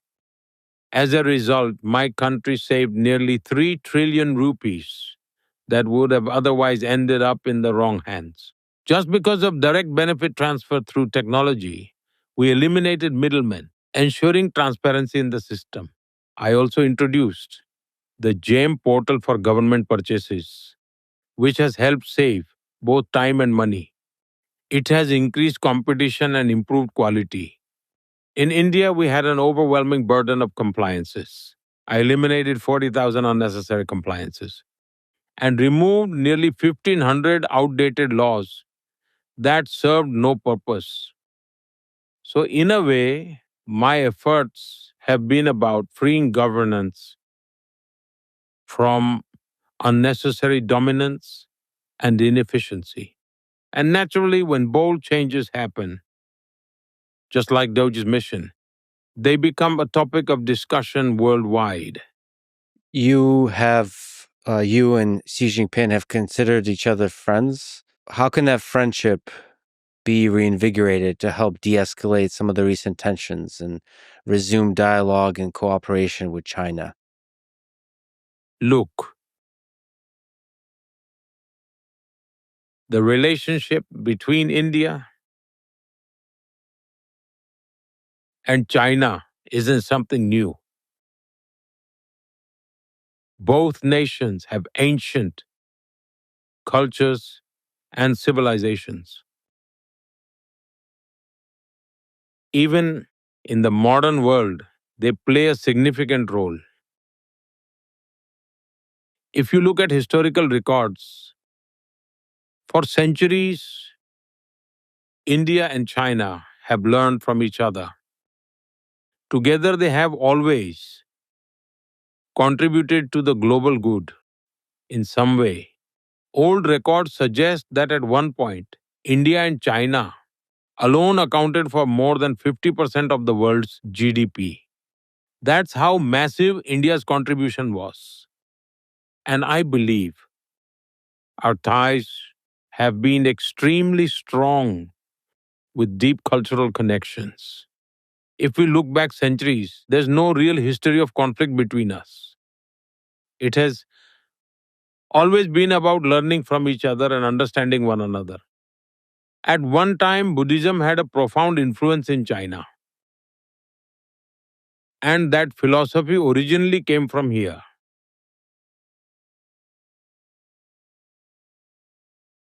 Our relationship should remain just as strong in the future.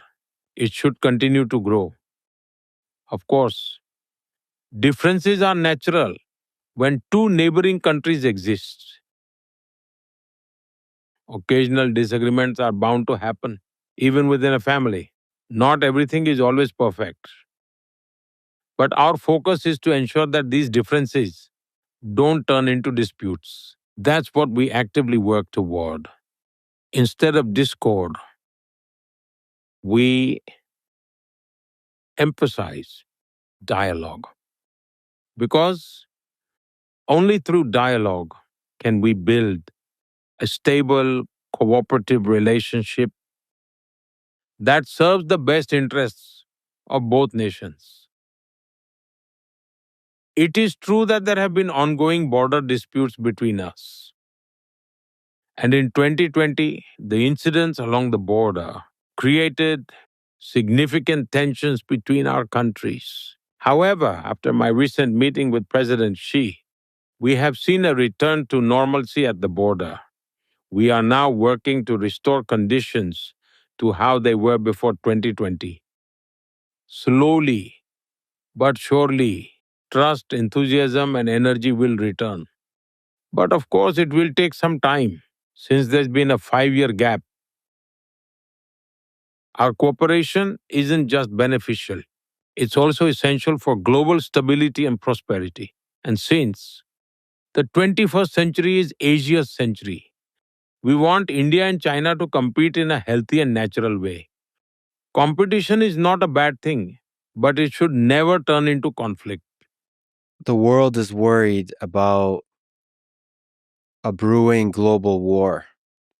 The tensions between China and the United States, in Ukraine, Russia, in Europe, in Israel, the Middle East. What can you say about how we in the 21st century can avoid a global war, avoid an escalation towards more conflict, more war? Look, COVID exposed the limitations of every nation.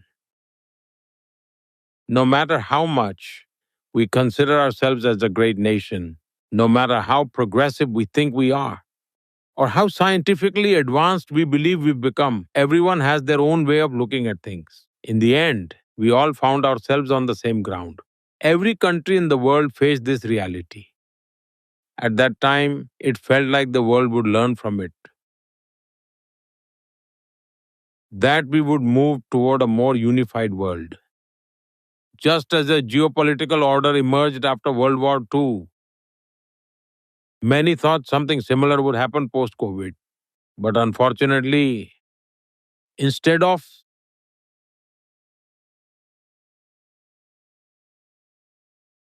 moving towards peace, the world became even more fragmented, ushering in a period of uncertainty. And the wars have only made it worse. I believe that modern wars are no longer just about resources or interests. Today, I see so many kinds of conflicts happening. Physical battles often get discussed, struggles are happening in every domain. International organizations that were once powerful have become almost irrelevant. No real reforms are happening. Institutions like the UN are failing to fulfill their roles.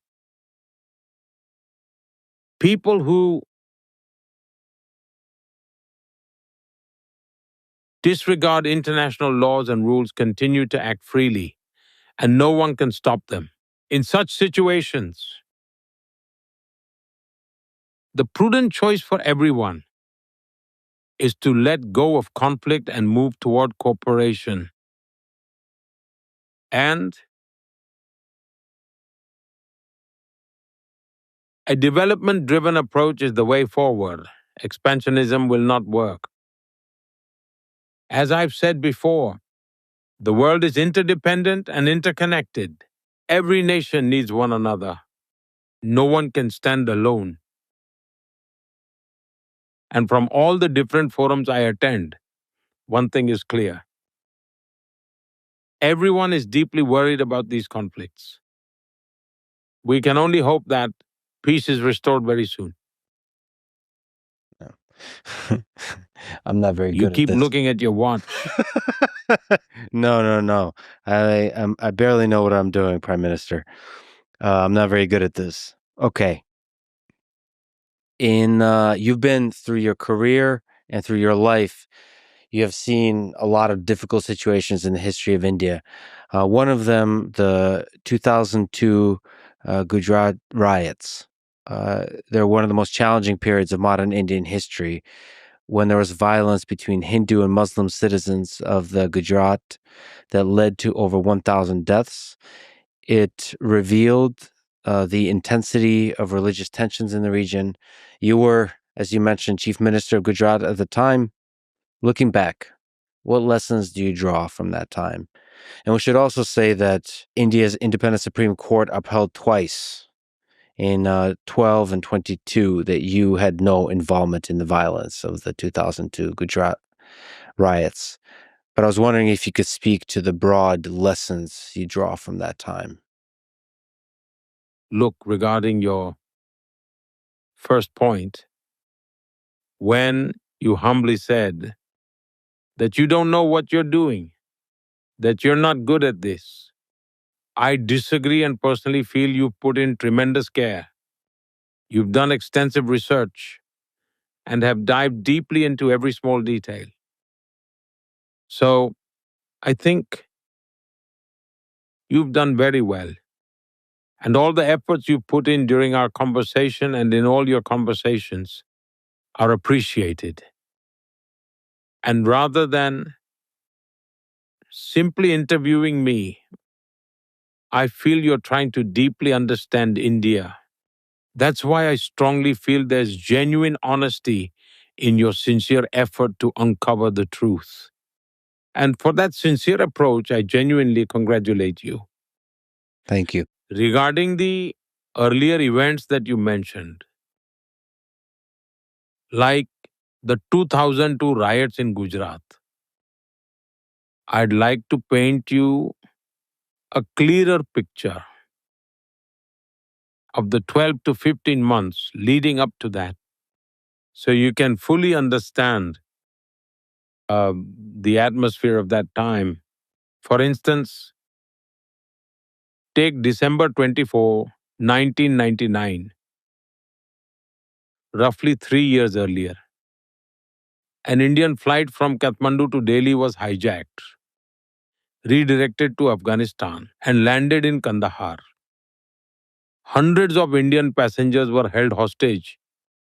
It caused massive turmoil across India as people faced life and death uncertainty.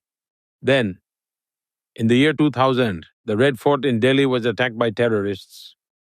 Yet another crisis struck the nation, intensifying fear and turmoil. On September 11, 2001, the Twin Towers in America faced a devastating terror attack, once again shocking the entire world. Because ultimately, the people behind these attacks are driven by a similar mindset. Then, in October 2001, terrorists attacked the Jammu and Kashmir Assembly. Soon after, on December 13, 2001, India's parliament was targeted. Within just 8 to 10 months, these major global terrorist attacks took place. Violent incidents that led to bloodshed and the loss of innocent lives. In such a tense environment, even the smallest spark can ignite unrest. The situation had already become extremely volatile. In such times, suddenly, on October 7, 2001, I was given the responsibility of becoming Chief Minister of Gujarat. This was an enormous challenge. At that time, Gujarat was recovering from a devastating earthquake, the largest of the previous century, which had left thousands dead. My first major task as Chief Minister was overseeing the rehabilitation of survivors. This was a crucial task, and from day one after my oath, I immersed myself in it. I was a person who had absolutely no prior experience with government. I had never been part of any administration, never even served in government before. I had never contested an election, never even been a state representative. For the first time in my life, I had to face elections. On February 24, 2002, I became a state representative, an elected representative for the first time. And it was only around February 24th, 25th, or 26th that I stepped into the Gujarat Assembly for the very first time. On February 27th, 2002, we were seated in the Assembly for the budget session. And that same day, it had been just 3 days since I'd become a state representative when suddenly the horrific Godhra incident occurred. It was a tragedy of unimaginable magnitude. People were burned alive. You can imagine, against the backdrop of incidents like the Kandahar hijacking, the attack on Parliament, or even 9/11, and then to have so many people killed and burned alive, you can imagine how tense and volatile the situation was. Of course, this was tragic for everyone. Everyone prefers peace. The perception that these were the biggest riots ever is actually misinformation. If you review the data from before 2002, you'll see that Gujarat faced frequent riots. Curfews were constantly being imposed somewhere. Communal violence could erupt over trivial issues, like kite flying contests or even minor bicycle collisions. Before 2002, Gujarat witnessed over 250 significant riots. The riots in 1969 lasted nearly 6 months. So there was a long history, long before I was in the picture. But that one tragic incident in 2002 became a sparking point, leading some people towards violence. Yet, the judiciary thoroughly investigated the matter. At that time, our political opponents were in power, and naturally, they wanted all allegations against us to stick. Despite their relentless efforts, the judiciary analyzed the situation meticulously twice and ultimately found us completely innocent. Those who were truly responsible have faced justice from the courts. But the most important thing is, in Gujarat, where riots used to happen somewhere or the other every year, but after 2002, in 22 years, there hasn't been a single major riot in Gujarat. Gujarat remains completely peaceful. Our approach has always been to avoid vote bank politics. Instead, our mantra has been together with everyone, development for all, trust from all, and efforts by everyone. We've shifted away from the politics of appeasement to the politics of aspiration. Because of this, anyone who wishes to contribute joins us willingly. We've continuously strived to turn Gujarat into a well developed state. And today, Gujarat is actively contributing toward building a developed India as well. A lot of people love you. I've got to hear from a lot of them. But there is also people who criticize you, including from the media. And folks in the media have criticized you over this 2002 Gujarat riots. What's your relationship like with criticism? How do you deal with critics? How do you deal with criticism coming from the media or in your own inner circle or just in your own life? Look, regarding what you said about criticism and how I deal with it, if I had to summarize in one sentence, I welcome it. I have a strong belief that criticism is the soul of democracy.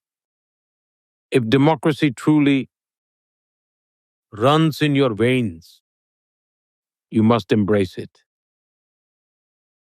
In our scriptures, it said, always keep your critics close.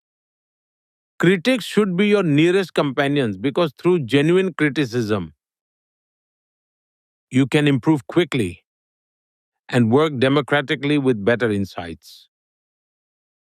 In fact, I believe we should have more criticism, and it should be sharp and well informed.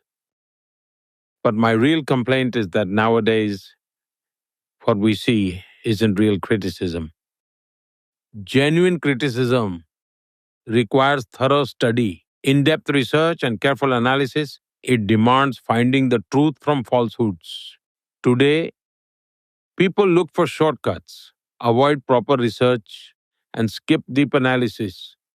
Instead of identifying genuine weaknesses, they jump straight to accusations. There's a big difference between allegations and criticism. The references you're giving, they are allegations, not criticism. For a strong democracy, genuine criticism is necessary. Allegations benefit no one. They just cause unnecessary conflicts. That's why I always welcome criticism openly. And whenever false accusations arise, I calmly continue serving my country with complete dedication. Yeah, the thing you speak of is very important to me because I admire great journalism. And unfortunately, in modern day, a lot of journalists seek clickbait headlines, make accusations because they operate under incentive because they want the headline, the cheap shot. I think there is room and desire and hunger for great journalists, and that requires deep understanding. And it saddens me how often one of the reasons, I don't think I'm very good at this, but one of the reasons I really wanted to talk to you is because I don't see enough high effort, deep dive research. I don't know how many books I've read. I've read a lot in preparing just to experience, just to try to understand. It requires a lot of preparation, a lot of work, and I would love to see great journalists do that more. And from that place, you can criticize. From that place, you can really investigate the complexity of a situation, of people in power, their strengths, their flaws, the mistakes they have made. But that requires great, great, great preparation. So this, I wish there was more of that, of great journalism. Yes, clear, well directed, and specific criticism genuinely helps in the process of effective policy making. It leads to a clear cut policy vision. I specifically pay close attention to such constructive criticism. In fact, I actively welcome it. Regarding your point about journalistic headlines, if someone's attracted by catchy headlines or plays with words, I honestly don't mind that much. But when there's a deliberate agenda behind the actions, and the truth is deliberately ignored, that can cause damage that lasts for decades. If someone focuses on pleasing their readers or viewers with attractive headlines, maybe we can compromise a little. But if there's a hidden motive, or if things are intentionally twisted to serve an agenda, that's a serious issue worth worrying about. And in that, the truth suffers, I think. I remember once in London, I was invited to give a speech at an event organized by a Gujarati newspaper there. So during my speech, I casually said, since it was an event attended by journalists, what kind of journalism should we have? Should it be like a fly or a bee? I explained. A fly sits on dirt and spreads the dirt around. But a bee lands on flowers, collects nectar, and then shares that sweetness everywhere. Yet, if something wrong occurs, the bee can sting so powerfully that you'd have to hide your face for 3 days straight. However, some people selectively picked up just half of my analogy and created a huge controversy out of it. Honestly, was I being negative about anyone? Not at all. I was simply highlighting the incredible strength of a bee, that even its small sting can leave such an impact that can make someone hide their face for days. You can't show your face. That's the power journalism should have. But unfortunately, some people prefer the fly approach instead. I now have a new life goal of becoming the bee. You mentioned democracy, so, and not knowing much about government until 2002. But from 2002 to today, you won 8 elections that I could count. So many of the elections, over 800 million people vote in India. What does it take to win an election like that? And to win an election of 1.4 billion people, where you get to represent those people, the biggest democracy in the world.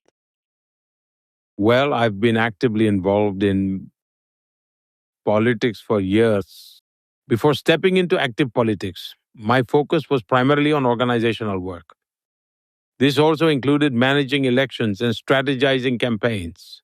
So that was where I dedicated my time for 24 years.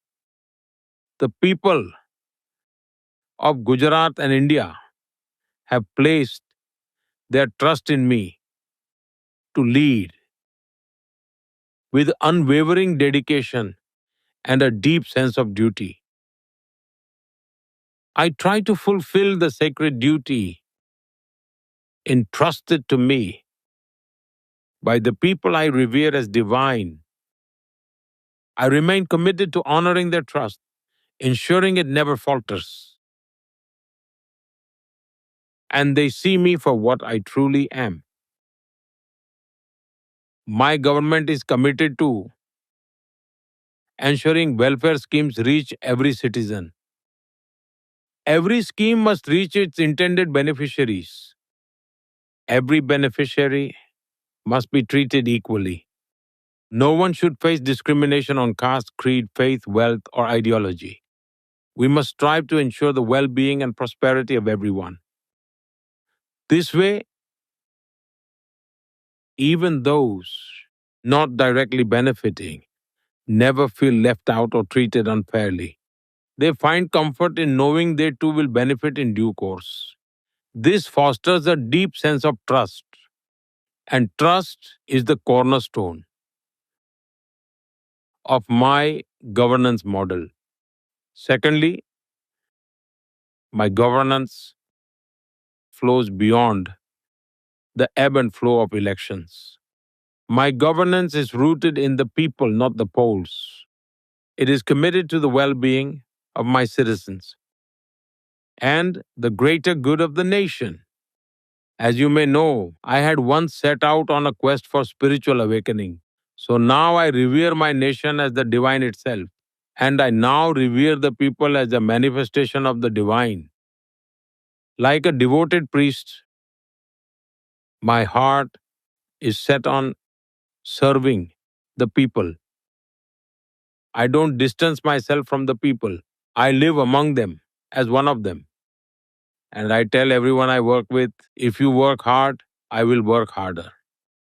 People see this and it builds trust. Besides, I have no conflicts of interest. I have no friends or relatives who stand to gain from the position I hold. The common man appreciates this lack of vested interests. And that's probably just one reason why. Moreover, I come from a party with millions of dedicated volunteers. Volunteers who are completely devoted to the welfare of India and its citizens. They have had no stake whatsoever in politics. They've held no title, nor strayed where influence holds sway. My party is blessed with millions of volunteers who work tirelessly. I am proud to belong to the world's largest political party. And it's not like my party has been around forever. It reflects the hard work of millions of volunteers.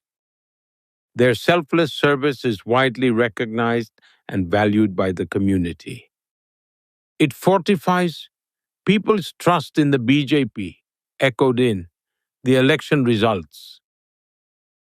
I never tallied our election triumphs, but we have had people's blessings. I was wondering if you could speak to the incredible logistics that blew my mind of running the elections in India. So there's a lot of interesting anecdotes that arise. For example, that no voter should be more than 2 kilometers away from a polling station. The result of that is you have these stories of voting machines having to be carried to remote regions of India. It's really incredible. Just every single voter counts. And the machinery of having 600 plus million people vote. Is there some anecdote you could speak to that is particularly impressive to you, or maybe you could speak generally to the logistics of what it makes to run an election that big, a democracy that big? First and foremost, I am truly grateful for your insightful question. Anyone who believes in democracy should listen to what I am about to share with you. We often discuss election results, but all the behind the scenes work is overlooked. Let's take the recently concluded 2024 general elections as an example. There were 980 million registered voters. Each of those voters had a registered ID and all the necessary details in a vast database. And this number is twice the entire population of North America. It even surpasses the total population of the entire European Union. Out of the 980 million registered voters, 646 million people ventured out and braved the intense heat of May, determined to cast their votes. Temperatures soared to 40 degrees in some areas, yet they chose to go. And the size of this voter base is double the population of the United States. We had more than 1 million polling booths. Can you fathom all the manpower involved in this? My country has more than 2,500 registered political parties. This staggering figure, with such a vast array of political parties, has the power to leave the entire world in awe. My country has more than 900 round-the-clock news channels. There are over 5,000 newspapers published daily. They each play a role in upholding democracy in their own way. Even the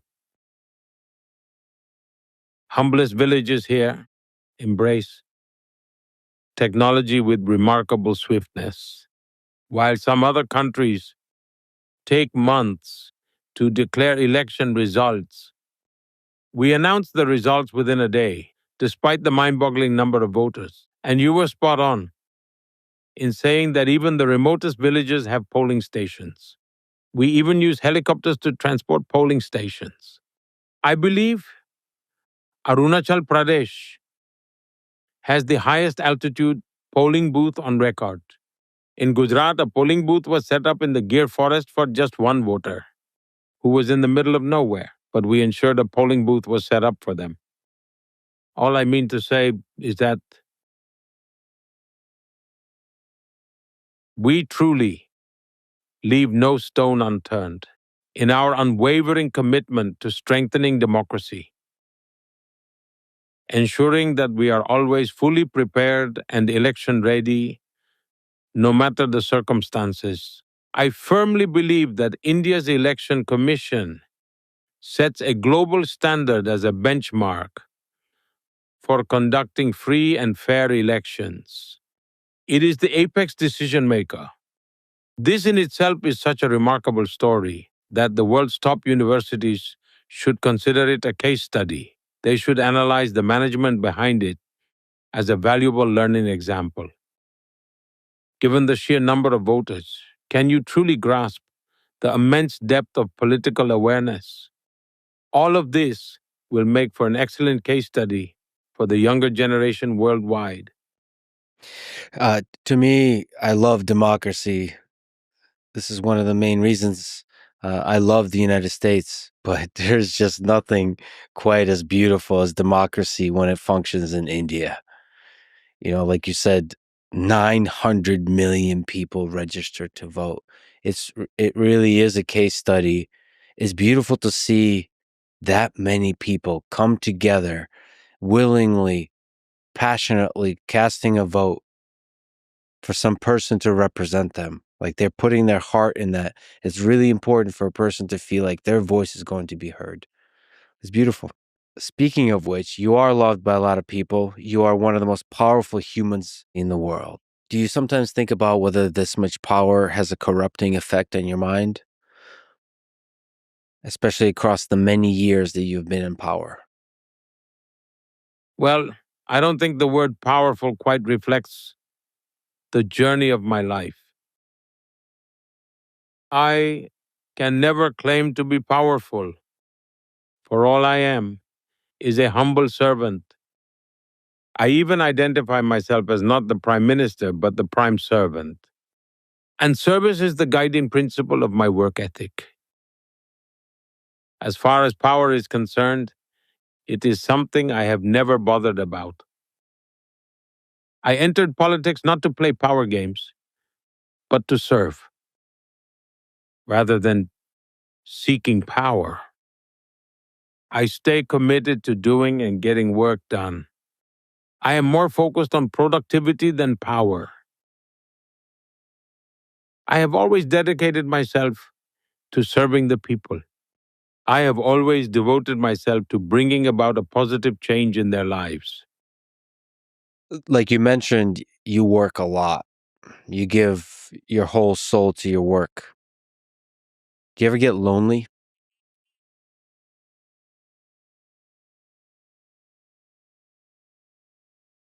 Look, I never experienced loneliness because I am an ardent believer in the philosophy of one plus one. And this philosophy of one plus one is aligned with my moral compass. And whenever I am asked to elaborate on this outlook, I say the first one represents Modi and the other one represents the Almighty. I am never alone, for He is always there to keep me company. This is just how I function. Having wholeheartedly embraced the ideals of Swami Vivekananda, I firmly believe that service to mankind is service to God. For me, the nation itself is divine, and mankind is a reflection of the divine. I walk this path with the conviction that serving the people is serving the divine. That's why the very notion of struggling with loneliness has never even remotely crossed my mind. Like at the time of pandemic,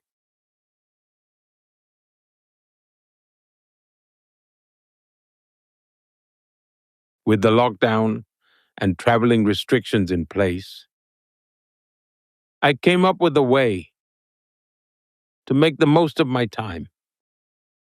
I designed a governance model that operated seamlessly through video conferencing. I kept myself occupied with remote work and virtual meetings. Another thing I did was to connect with the people I had worked with throughout my life. Among my party's volunteers nationwide, I made a list of those who were 70 and older. Some of the volunteers had very humble beginnings and came from very modest backgrounds. I personally called every volunteer age 70 and above. I made it a point to inquire about their health and their family's well being. I inquired about how their area was coping. I asked these questions to make sure they were doing well. This allowed me to build rapport with them, and we would go down the memory lane. They were touched that the Prime Minister would check on them in the pandemic. I made around 40 calls every day without fail.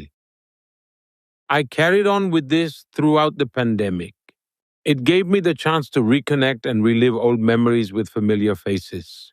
Loneliness is never a concern for me, as I always find ways to stay engaged. And I have long been at peace with myself. The time I spent in the Himalayas have helped me develop this. I've heard from many people that you are the hardest worker they know. What's your philosophy behind that? Maybe you put in crazy hours every single day. Do you ever get tired? What what what's your source of strength and perseverance through all of that?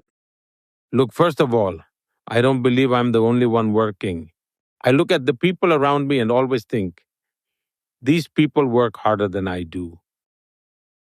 When I think about farmers, I realize how hard they work. They toil and sweat under the open sky day after day. When I look at our country's soldiers, I think about how many hours someone spends working tirelessly in snow, deserts, or even underwater day and night.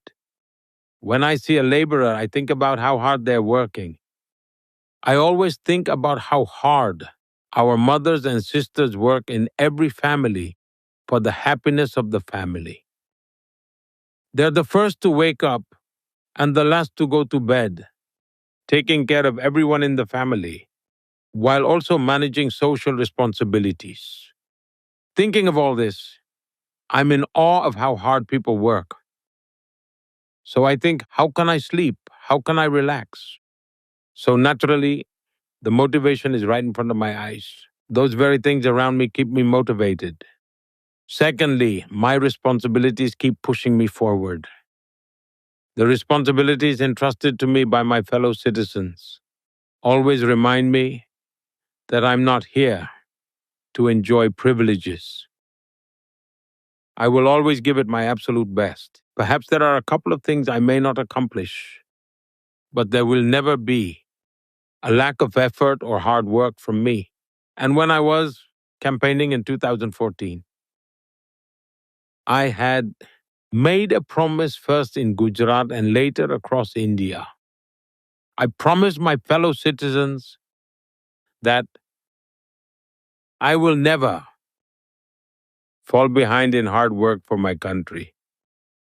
Secondly, I promised I would never act with bad intentions. And thirdly, I vowed I'd never do anything for personal gain. Today, it's been 24 years. For such a long period, the people have entrusted me as head of government. I've continuously held myself to these three standards, and I still live by them today. My inspiration comes from serving 1.4 billion people, from understanding and fulfilling their aspirations, and addressing their needs. I'm always determined to do as much as I can, work as hard as possible. Even today, my energy remains just as strong. Me, as an engineer, as a person who loves mathematics, I have to ask. Srinivasa Ramanujan is an Indian mathematician from a century ago. He's widely considered to be one of the greatest mathematicians of all time. Self-taught, grew up in poverty. You have often spoken about him. What do you find inspiring about him? Look, I deeply respect him, and everyone in my country respects him as well. Because I strongly believe there's a deep connection between science and spirituality. If you closely observe many scientifically advanced minds, you'll find they're often spiritually advanced too. They're not disconnected from spirituality. Srinivasa Ramanujan once said that his mathematical ideas came from the goddess he worshipped, meaning ideas emerge from spiritual discipline. And discipline is more than just hard work. It means fully devoting yourself to a task and completely immersing yourself into it. So much that you become one with your work. You see, the more open we are to new and different sources of knowledge, the more new ideas we'll have. I think it's important for us to clearly understand the difference between information and knowledge. Some people mistakenly confuse information with knowledge, carrying around large amounts of information. But I don't believe information alone equals knowledge. Knowledge is something deeper. It gradually evolves through processing, reflection, and understanding. Recognizing this difference is important in how we handle both. You have a reputation for being a decisive leader. So can you walk me through on this topic of ideas, how you make decisions, what's your process? So, for instance, when facing a high stakes choice with no clear precedence, a lot of uncertainty, having to balance input, how do you make decisions?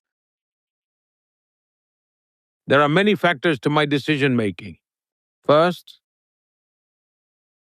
I'm perhaps the only politician in India who has stayed overnight in around 85 to 90% of the districts across the country.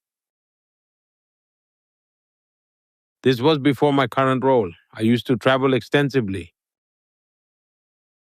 I learned a lot from those experiences. They gave me first-hand knowledge of the ground realities and grassroots level issues, not something asked or heard or learned merely from books. Secondly,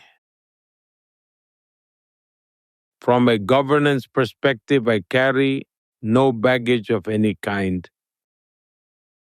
I don't carry any baggage that weighs me down or forces me to act a certain way. Thirdly, I have a simple yardstick for decisions: my country first. I always question if what I'm doing harms my nation in any way. Additionally, Mahatma Gandhi once said that if you're ever unsure when making a decision, think of the poorest person's face, remember them, and ask yourself, will this help them? Then your decision will be right. That wisdom always guides me, remembering ordinary citizens and considering how my actions affect them. Another factor in my approach is that I'm very well connected.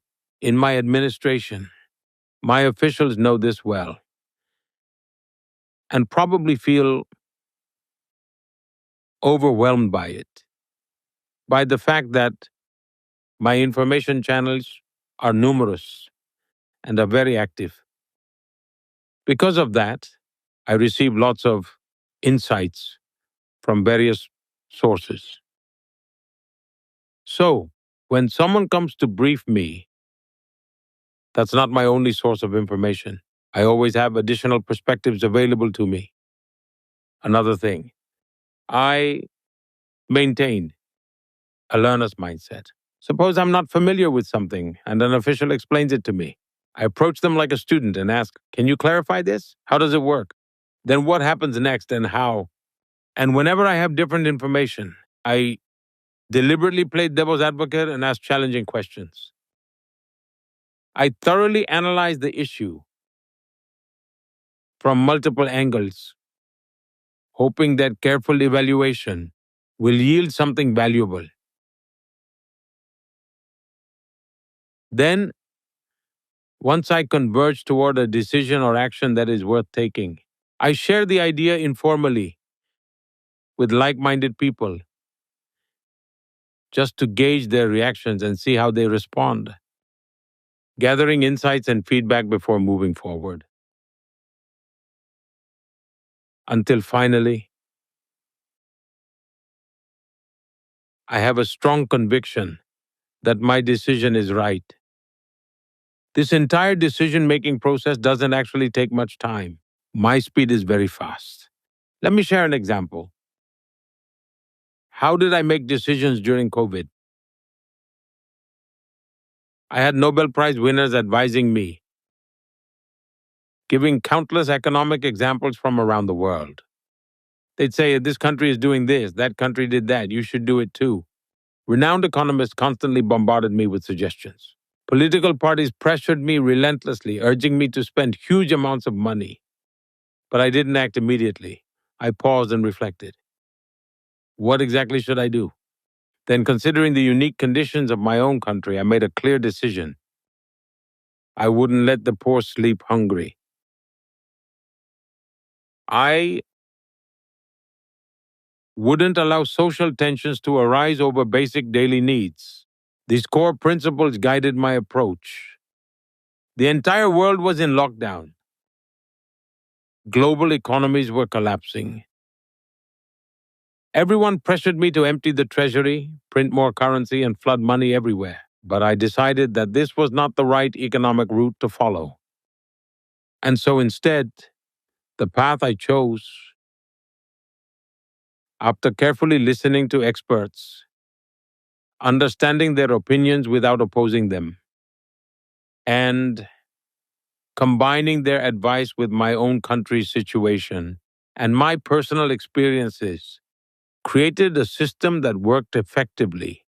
As a result, when the whole world suffered from severe inflation immediately after COVID, India did not. Today, my country is steadily advancing at a rapid pace, emerging as one of the fastest growing major economies in the world. The main reason is that during that crisis, with patience and discipline, I resisted the temptation to apply every global theory blindly. We didn't worry about what newspapers would say, whether they'd praise or criticize. Ignoring all that, I stayed focused on basic fundamentals, and by doing so, we succeeded and kept moving ahead. So ultimately, my economy benefited as well. My approach has always been to stay focused on these fundamentals. Another strength is my risk taking capacity. I don't worry about potential losses for myself. If something is right for my country, for the people, I'm always prepared to take the risk. And secondly, I take ownership of my decisions. If something goes wrong, I don't shift blame to others. I stand up, take responsibility, and own the outcome. When you take ownership, your team also becomes deeply committed. They know this person won't let us down, won't abandon us. He'll always stand with us. Because they see I'm making honest decisions, not for myself, but for the nation. I've openly told the country from the start I'm human. I can make mistakes, but I won't act with bad intentions. People remember those words clearly. Even if something doesn't go as planned, they trust that Modi's intentions were right. They think he probably meant to do something good, even if it didn't work out. So society sees and accepts me just as I am. You gave a powerful speech on AI a few weeks ago at the AI summit in France. In it, you spoke about the talent pool for AI engineers in India. I think it's probably one of the biggest pools of brilliant engineers in the world. So, how can India become the leader in the space of AI? Currently lags behind the United States. What does it take for India to start winning and leading the world in AI? One thing I'm about to say might sound strong, and it may even upset some people. But since you've asked, I'll speak openly from my heart. No matter what the world does with AI, it will remain incomplete without India. I'm making this statement very responsibly. Tell me,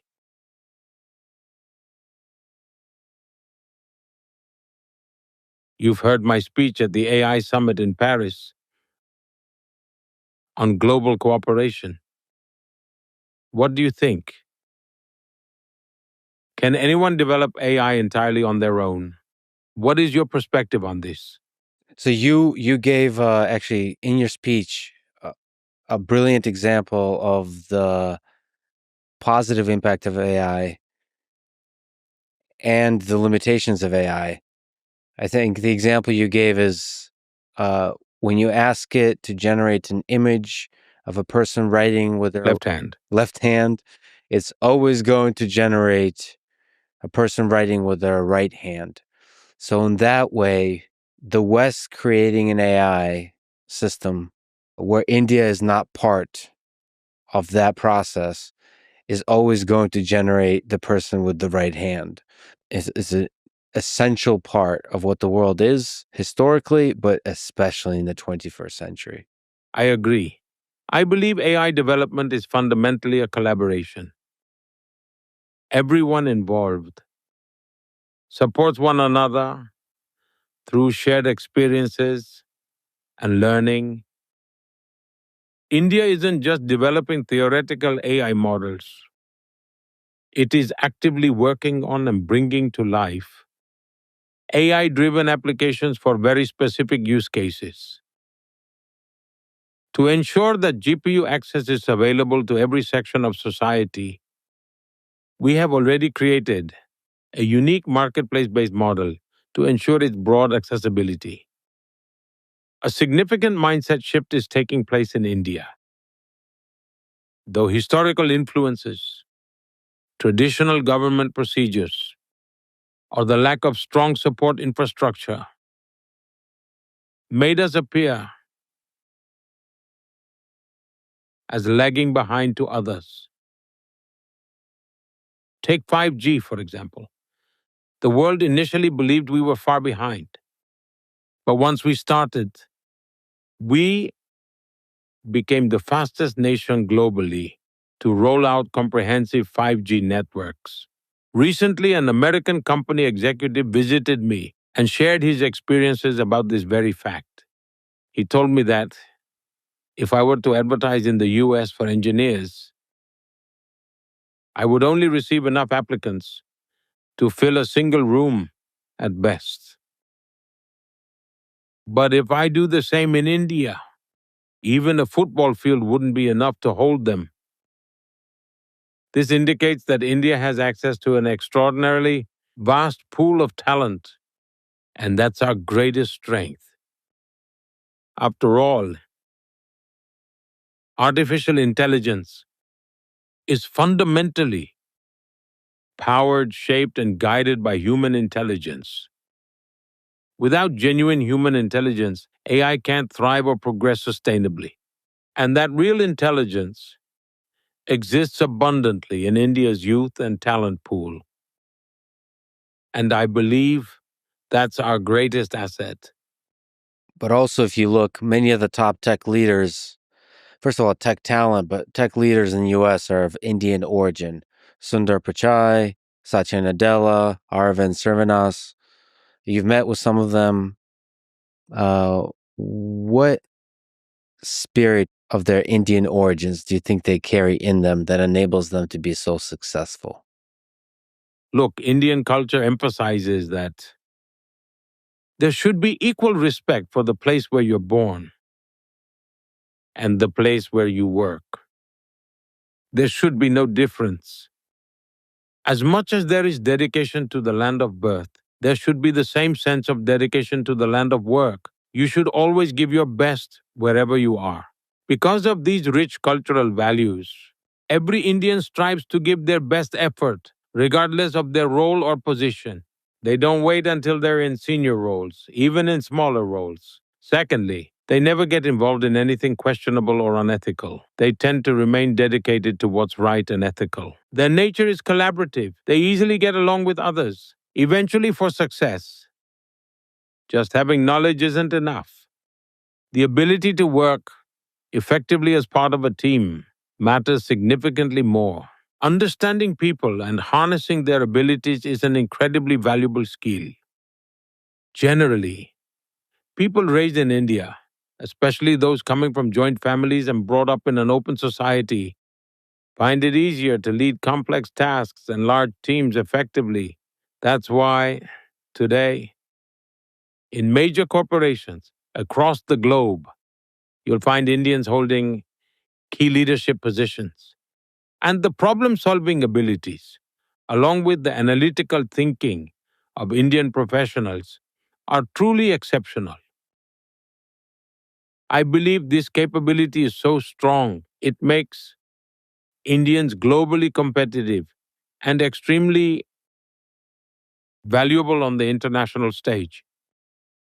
This is the reason why, in fields like innovation, entrepreneurship, startups, and boardrooms, you'll find Indians achieving extraordinary results everywhere. Take our space sector, for example. Previously, it was entirely government controlled. But just a couple of years ago, I opened it up to the private sector. And now we already have 200 startups working in space technology. Moreover, our missions like Chandrayaan are extremely cost effective. India's Chandrayaan mission cost less than what Hollywood spends making a single blockbuster film. So when the world sees how cost effective our work is, they naturally think, why not partner with India? This automatically generates respect for Indian talent globally. I believe this is a hallmark of our civilizational ethos. So you spoke about this human intelligence. Do you worry that AI, artificial intelligence, will replace us humans? It's true that in every era, a competitive atmosphere was created between technology and humanity. At times, it was even portrayed as conflict. It was often portrayed as if technology would challenge human existence itself. But every time, as technology advanced, humans adapted and stayed a step ahead. It has always been the case. After all, it is humans who find the best ways to use technology to their advantage. And I believe that with AI, humans are now being forced to reflect on what it truly means to be human. This is the real power of AI. Because of the way AI functions, it has challenged how we perceive work itself. But human imagination is the fuel. AI can create many things based on that. And in the future, it may achieve even more. Still, I firmly believe that no technology can ever replace the boundless creativity and imagination of the human mind. I agree with you. It does make me and a lot of people wonder what it makes humans special, because it seems that there's a lot that makes humans special. The imagination, the creativity, the consciousness, the ability to be afraid, to love, to dream, to think outside of the box, outside of the box of the box of the box, take risks, all of those things.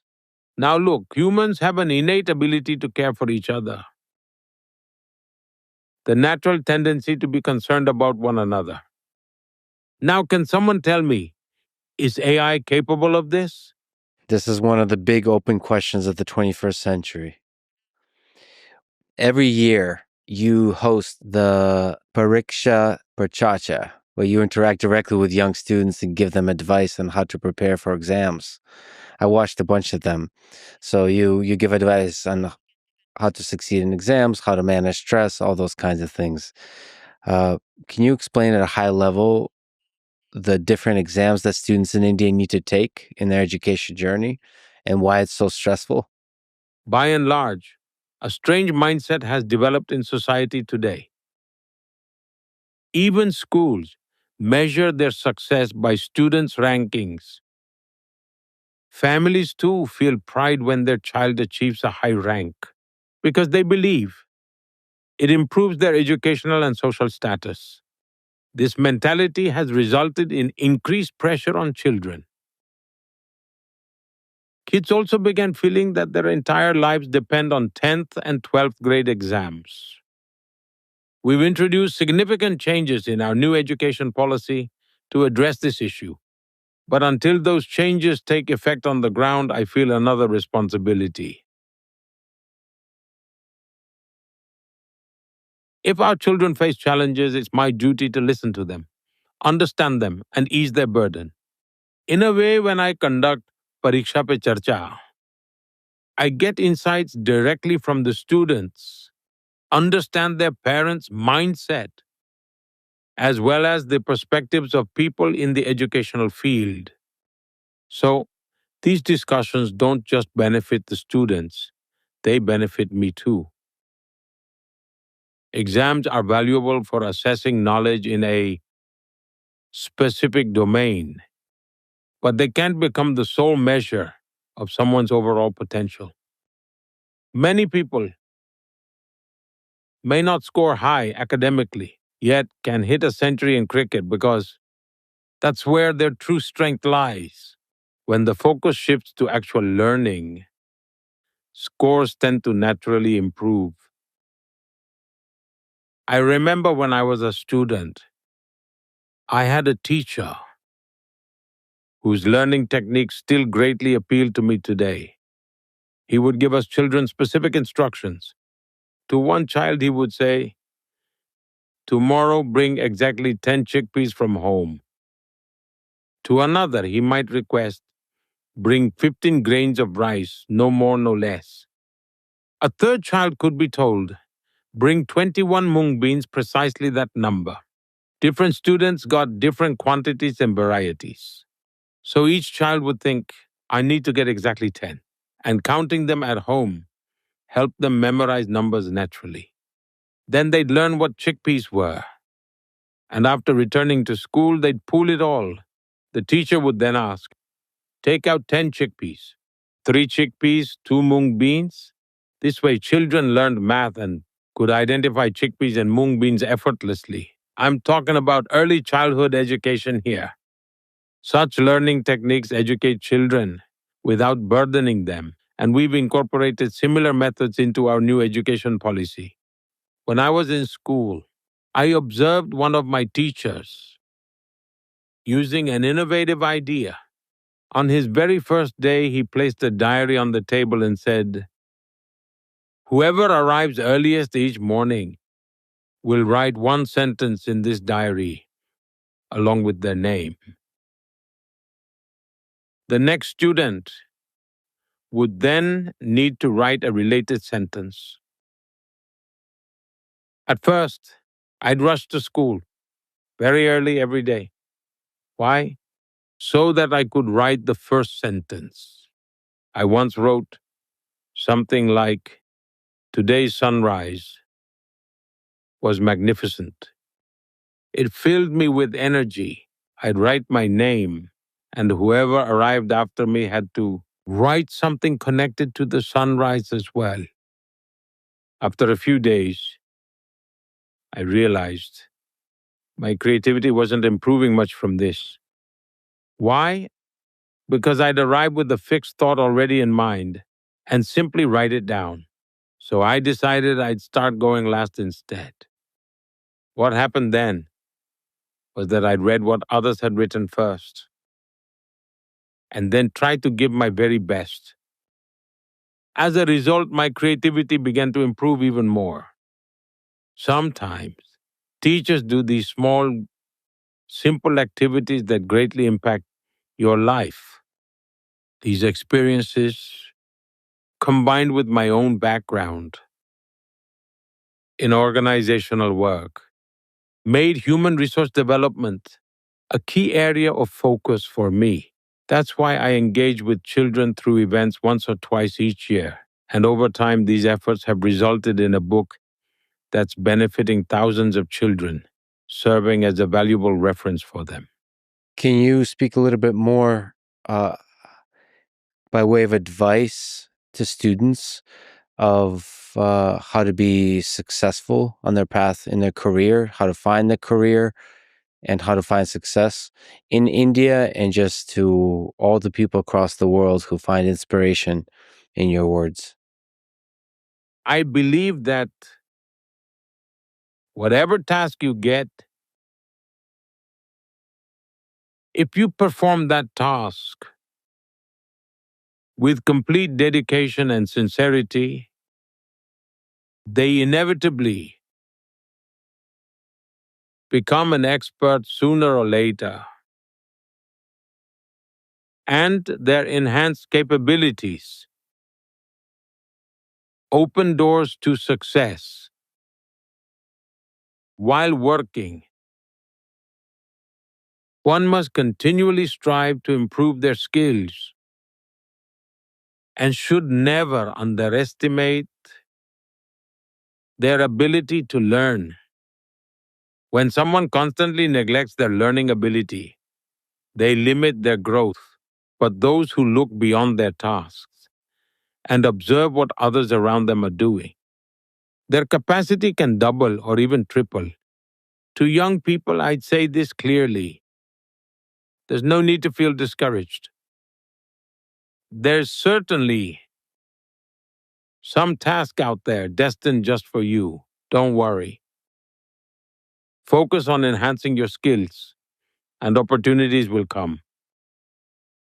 You may think, "I wanted to be a doctor but became a teacher. My life is wasted." Thinking like that won't help you at all. All right, you didn't become a doctor, but as a teacher, you can shape 100 doctors. If you had become a doctor, you'd serve only your patients, but now, as a teacher, you can inspire students to fulfill their dreams of becoming doctors, so that both you and your students can together serve millions of patients. Then he gains a new perspective on life. I couldn't become a doctor, so I was miserable. And I was unhappy being a teacher. But now I realize as a teacher, I can create doctors. Connecting your life to a greater purpose brings a sense of inspiration and meaning. I have always believed that God has given everyone unique capabilities. Never lose faith in your own abilities. You should always maintain trust in your own abilities. Keep believing in yourself and trust that when the opportunity comes, you'll perform and you'll succeed. That confidence makes a person deliver results. How did those students deal with stress, with struggle, with difficulties along that path? Parents must first understand that life is not just about taking exams. Families should understand that their children aren't trophies meant to be displayed or models to show off in society. It's not about saying, look, my kid scores so high. Parents really need to stop using their kids just as status symbols. Secondly, students should always keep themselves well prepared beforehand. Only then can they appear for exams feeling stress free and confident. They should have complete trust in themselves and their abilities. Sometimes I see students panic over the smallest issues during exams. They take papers or other things. And when their pen suddenly stops working, causing anxiety, sometimes they feel uneasy, thinking, oh no, I don't like sitting next to this person. If the bench wobbles, their whole attention goes there, indicating self doubt. Those lacking confidence constantly keep looking for distractions. But if you're confident and have genuinely worked hard, just take a minute, take some deep breaths, relax your mind, and refocus your attention calmly. Slowly read through the questions and allocate your time systematically. I have this amount of time, I'll dedicate these minutes per question. In my experience, students who regularly practice writing test papers can easily overcome such situations without any trouble at all. And you said always focus on learning. What's your approach to learning? What advice can you give on how to learn best, not just when you're young, throughout your life? Let me share a personal example with you. I used to learn a lot from reading, but these days, more and more, I learn by being fully present. Whenever I meet someone, I am fully present in the moment. I give them my full attention. This complete focus allows me to grasp new concepts quickly. When I'm with you, I'm fully present, grounded in the moment. No calls or messages can pull me away from this moment with you.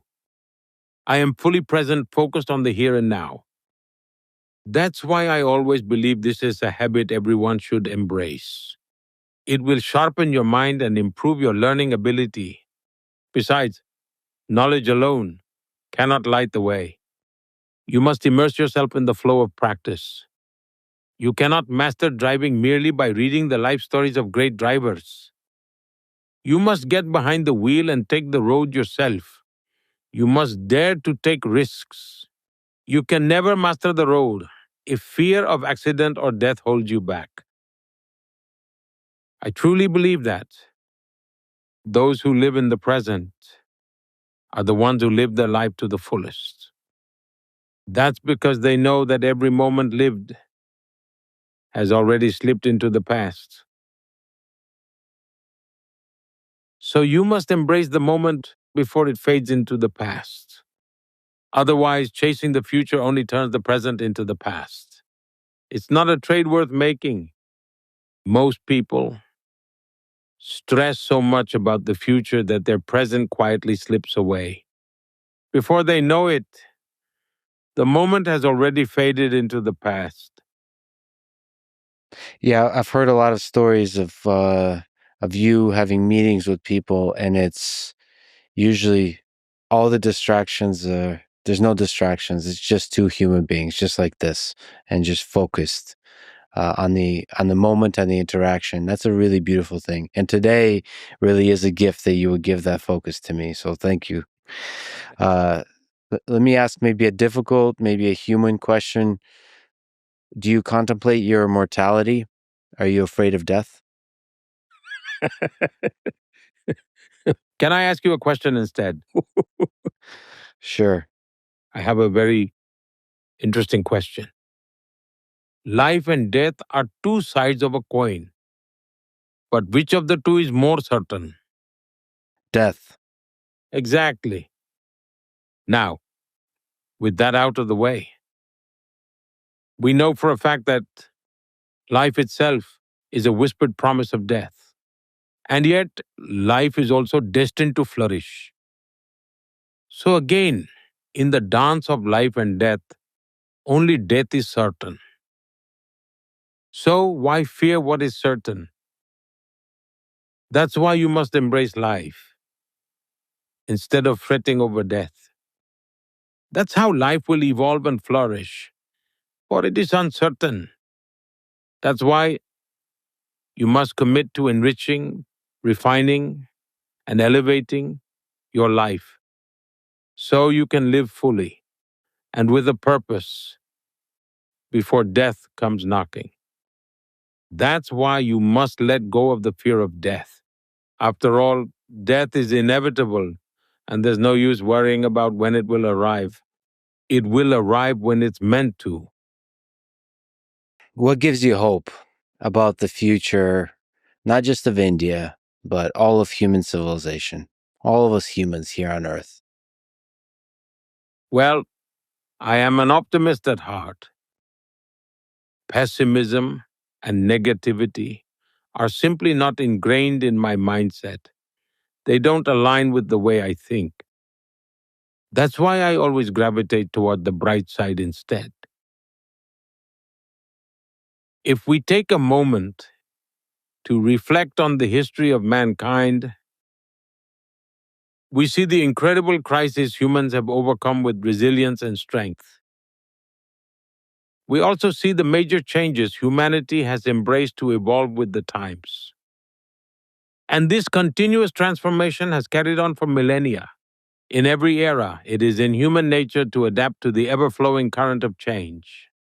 And while our progress has gone through cycles of ups and downs, it is those people who can break free from the constraints of these historical cycles and outdated thinking patterns. It is they who can help humanity achieve extraordinary positive breakthroughs with an unshackled speed and grace,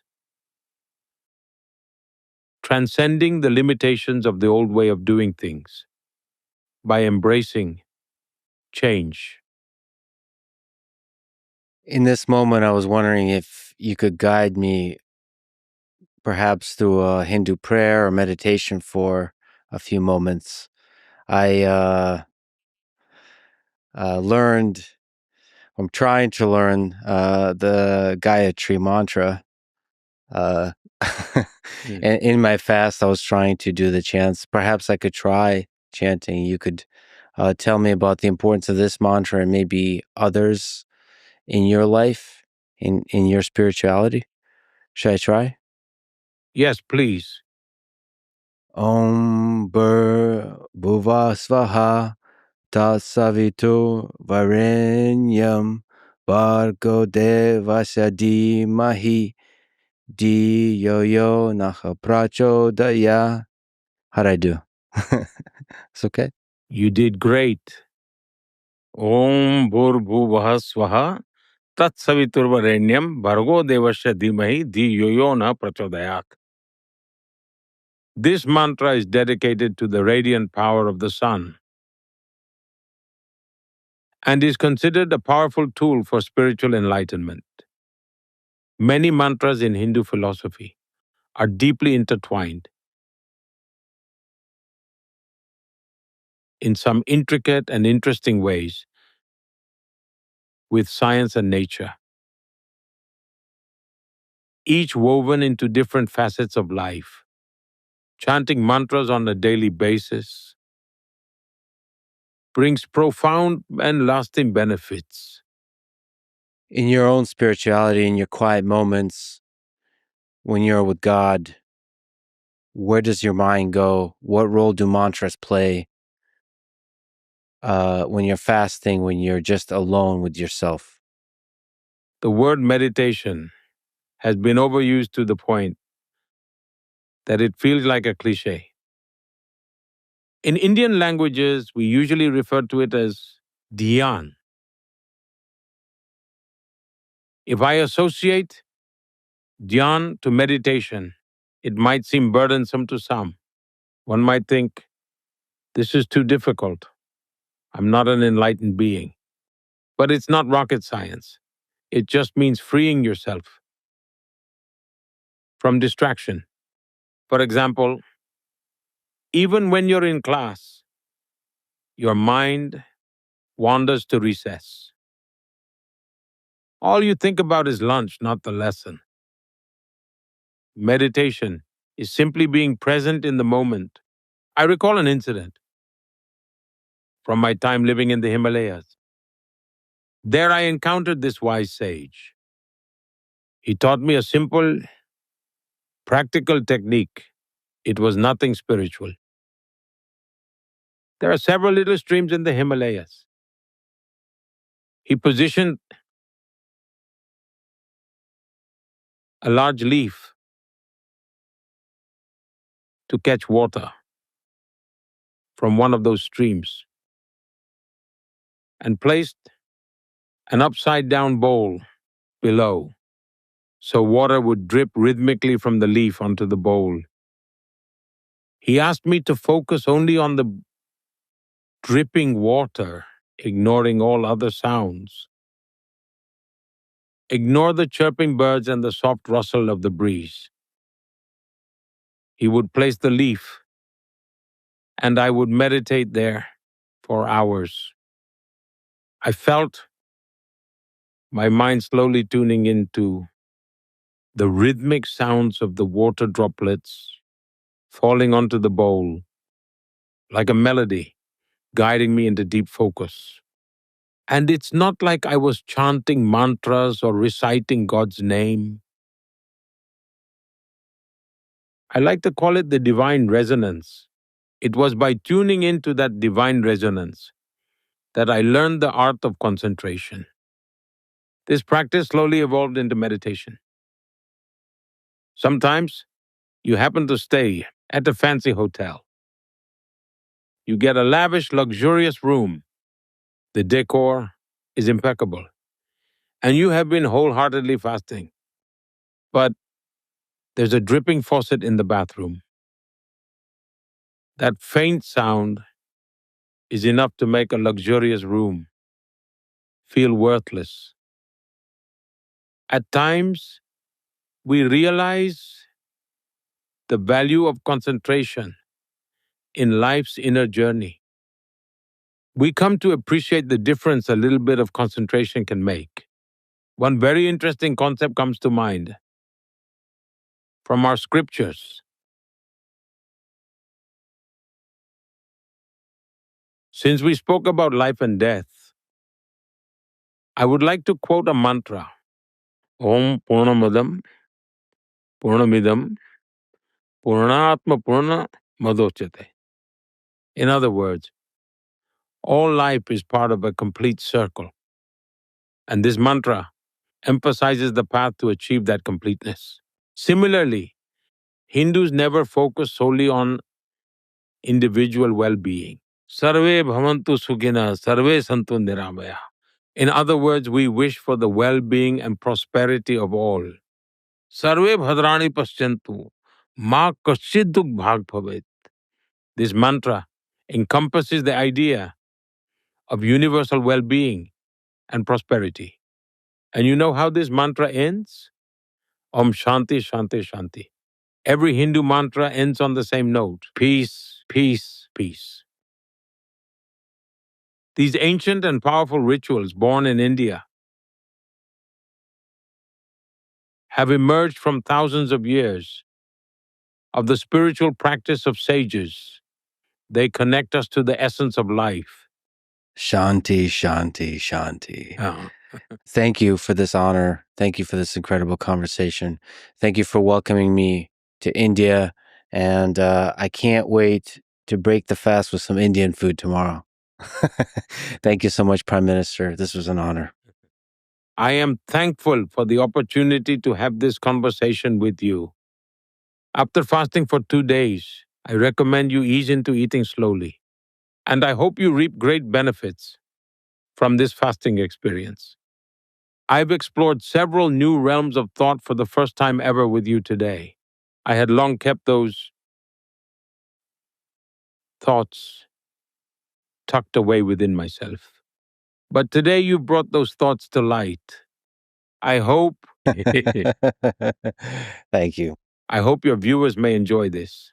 It was a great pleasure speaking with you. Thank you. Thank you. Thank you for listening to this conversation with Prime Minister Narendra Modi. And now, let me answer some questions and try to reflect on and articulate some things I've been thinking about. If you would like to submit questions or get in touch with me for whatever reason, go to lexfriedman.com/contact. First, let me give a shout out to the amazing team around the Prime Minister. Everyone was super kind, excellent at what they do, efficient, great communication, and just great people all around. And since I spoke English and Prime Minister Modi spoke Hindi, I have to comment on the interpreter who was doing simultaneous interpreting for both of us. She was absolutely amazing. I can't sing her enough praises, from the equipment used to the quality of the translation to just the human touch of it all. And in general, my travels around Delhi and India revealed to me some early glimpses of what felt like another world, almost like another planet, different culturally from anything I've experienced before, a chaos of human interactions, out there big dynamic personalities and characters. Obviously, India is composed of many distinct subcultures, and Delhi represents just one slice, much like neither New York or Texas or Iowa alone represent America. They're all different flavors of America. On my visit, I walked around and rode rickshaws everywhere, just aimlessly wandering the streets, looking to talk to people about life. Of course, like many places on earth, there are always some people, especially those that have something to sell, who will at first see me as a tourist, a foreign traveler, one with some money to spend. Like always, I avoided such shallow interactions and went straight past the small talk to the meaningful conversations, shooting the shit about what they love, what they fear, what kind of hardship and triumph they've experienced in their lives. I think the cool thing about people anywhere on earth is they quickly do see the real you, past the facades that strangers put up for each other, if you're vulnerable and honest enough to let them. And I try to do just that. And I should say that for the most part, everyone was super kind in the genuine human way, even when they didn't speak English. It was always easy to understand. Probably more than any other peoples I've interacted with in India, people's eyes, faces, body language all communicate a lot of information, a lot of emotion, not reserved at all. When I travel through Eastern Europe, for example, in contrast, reading a person is much tougher. The meme does have some truth to it. There's often a protective layer between the heart of the person and the outside world. In India, it's all there on full display. So I had a lot of epic conversations and interactions as I walked around Delhi for a couple of weeks. In general, on the topic of reading people, I do believe the eyes can often say more than words can. We humans are a fascinating bunch.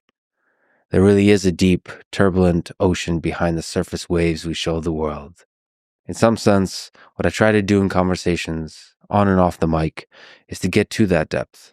Anyway, the few weeks I spent in India were a magical experience. Traffic alone was a wild time, like the world's most difficult test for self-driving cars. It reminded me of watching nature documentary videos of swarms of fish, when it's thousands of them swimming around at insane speeds, seemingly in complete chaos. And yet when looking at the big picture of it, it all works like a perfectly tuned orchestra. I will most certainly travel around India with my friend Paul Rosalie in the near future, maybe with some other friends, all around, from the north of India to the south. Now, allow me to also comment about one of the books that first drew me toward India and to its deep history of philosophical and spiritual traditions. The book is Siddhartha by Hermann Hesse. I first read most of Hesse's major work as a teenager, but then reread them again through the years. It first found me, Siddhartha, when I was immersed in a very different kind of literature of Dostoevsky, Camus, Kafka, Orwell, Hemingway, Kerouac, Steinbeck, and so on. Many of these explore the same human condition that puzzled me when I was a young man and still puzzles me today, even more so. But Siddhartha was my introduction to the Eastern way of looking at these puzzles. It was written by Hermann Hesse, and by the way, please allow me this pronunciation of his last name. I've heard some people say Hess, but my whole life I've always said Hesse. So anyway, it was written by Hermann Hesse, a German-Swiss Nobel Prize winning writer, during one of the darkest periods of his own life. His marriage was failing, World War I had shattered his pacifist ideals, and he suffered from debilitating headaches, insomnia, and depression. During this period, he began psychoanalysis with Carl Jung, which in part led him to explore Eastern philosophies as a way to heal his fractured psyche. Hesse immersed himself in translations of ancient Hindu and Buddhist texts, studying the Upanishads and the Bhagavad Gita. And so, the writing of Siddhartha was in itself, for him, a journey that paralleled that of the main character in the book. Hesse started writing the book in 1919 and finished 3 years later, experiencing an extensive psychological crisis in the middle. The book follows Siddhartha, a young man in ancient India, as he leaves behind wealth and comfort to search for meaning. You can feel his personal struggle in every page, Siddhartha's restlessness, his dissatisfaction with conventional wisdom, his need to find truth through direct experience. Again, the book wasn't simply a philosophical exploration for Hesse. It was psychological survival. He was writing his way out of suffering and towards his own enlightenment. I won't go into a deep analysis of the book here, but I will mention 2 key lessons I took away and carried with me to this day. First lesson comes from the scene in the book that, to me, is one of the great scenes in all of literature. Siddhartha is sitting by a river, just listening. And in that river, he hears all of life, all sounds, all voices, all of time, past, present, future, flowing together as one. That scene gave me the experience and the notion that while in some grounded human sense, the linear arrow of time does exist, in another sense, time is a kind of illusion, that in fact, everything exists simultaneously, that our lives are both momentary and eternal. It is hard to describe these ideas with words. I think they must be experienced as personal revelations. I'm reminded of the fish story that David Foster Wallace, another one of my favorite writers, described in a commencement speech 20 years ago. The story goes, 2 young fish are swimming along when they encounter an older fish swimming the opposite way. The older fish nods and says, "Morning, boys. How's the water?" The young fish swim on, and eventually one turns to the other and asks, "What the hell is water?" The illusion of the forward progress of time is water in this metaphor. As humans, we're fully immersed in it. But enlightenment, in part, involves being able to step back and get a glimpse at another deeper perspective on reality, where all things are inextricably interconnected across both time and space. Another key lesson from the novel that was especially formative to me as a young man was that one should not blindly follow others or learn about the world exclusively through books, but rather forge your own path and thrust yourself into the world where the lessons of life can only be learned by experiencing them directly. And every experience, both positive and negative, mistakes, suffering, and even seemingly wasted time, is all an essential part of growth. To this point, Hesse draws a distinction between knowledge and wisdom. Knowledge can be taught by others. Wisdom can only be gathered through experiencing the full mess of life yourself. In other words, the path to understanding isn't through rejection of the world, but through complete immersion in it. Those are my early steps in seeing the world through the lens of Eastern philosophy, but many of Hesse's books had an impact on me. I would recommend to read Damien when you are younger, Steppenwolf when you are older, Siddhartha throughout your life, especially in moments of crisis, and The Glass-Bead Game if you want to take on Hesse's magnum opus that rigorously explores the ways the human mind and human civilization can engage in the pursuit of knowledge, wisdom, and meaning. But Siddhartha is the only one I've returned to more than twice. In my own life, when faced with a difficult situation, I often return to the moment in the book when Siddhartha is asked what skills he possesses. And his answer is simply, I can think, I can wait, I can fast. Let me elaborate. Indeed, for the first part, I can think. As Marcus Aurelius said, the quality of your life is determined by the quality of your thoughts. For the second part, I can wait. Patience and waiting often is indeed the optimal decision when facing a problem. Time does bring clarity and depth of understanding. For the third part, I can fast. When needed, being able to live and flourish with less is a prerequisite of being free, when the mind, the body, and society all are trying to put you in cages. All right, friends. Now, sadly, our time together in this episode has come to a close. As always, thank you for being here, and thank you for your support through the years. Let me leave you with a few words from the Bhagavad Gita. He who experiences the unity of life sees his own self in all beings, and all beings in his own self, and looks onto everything with an impartial eye. Thank you for listening. I hope to see you next time.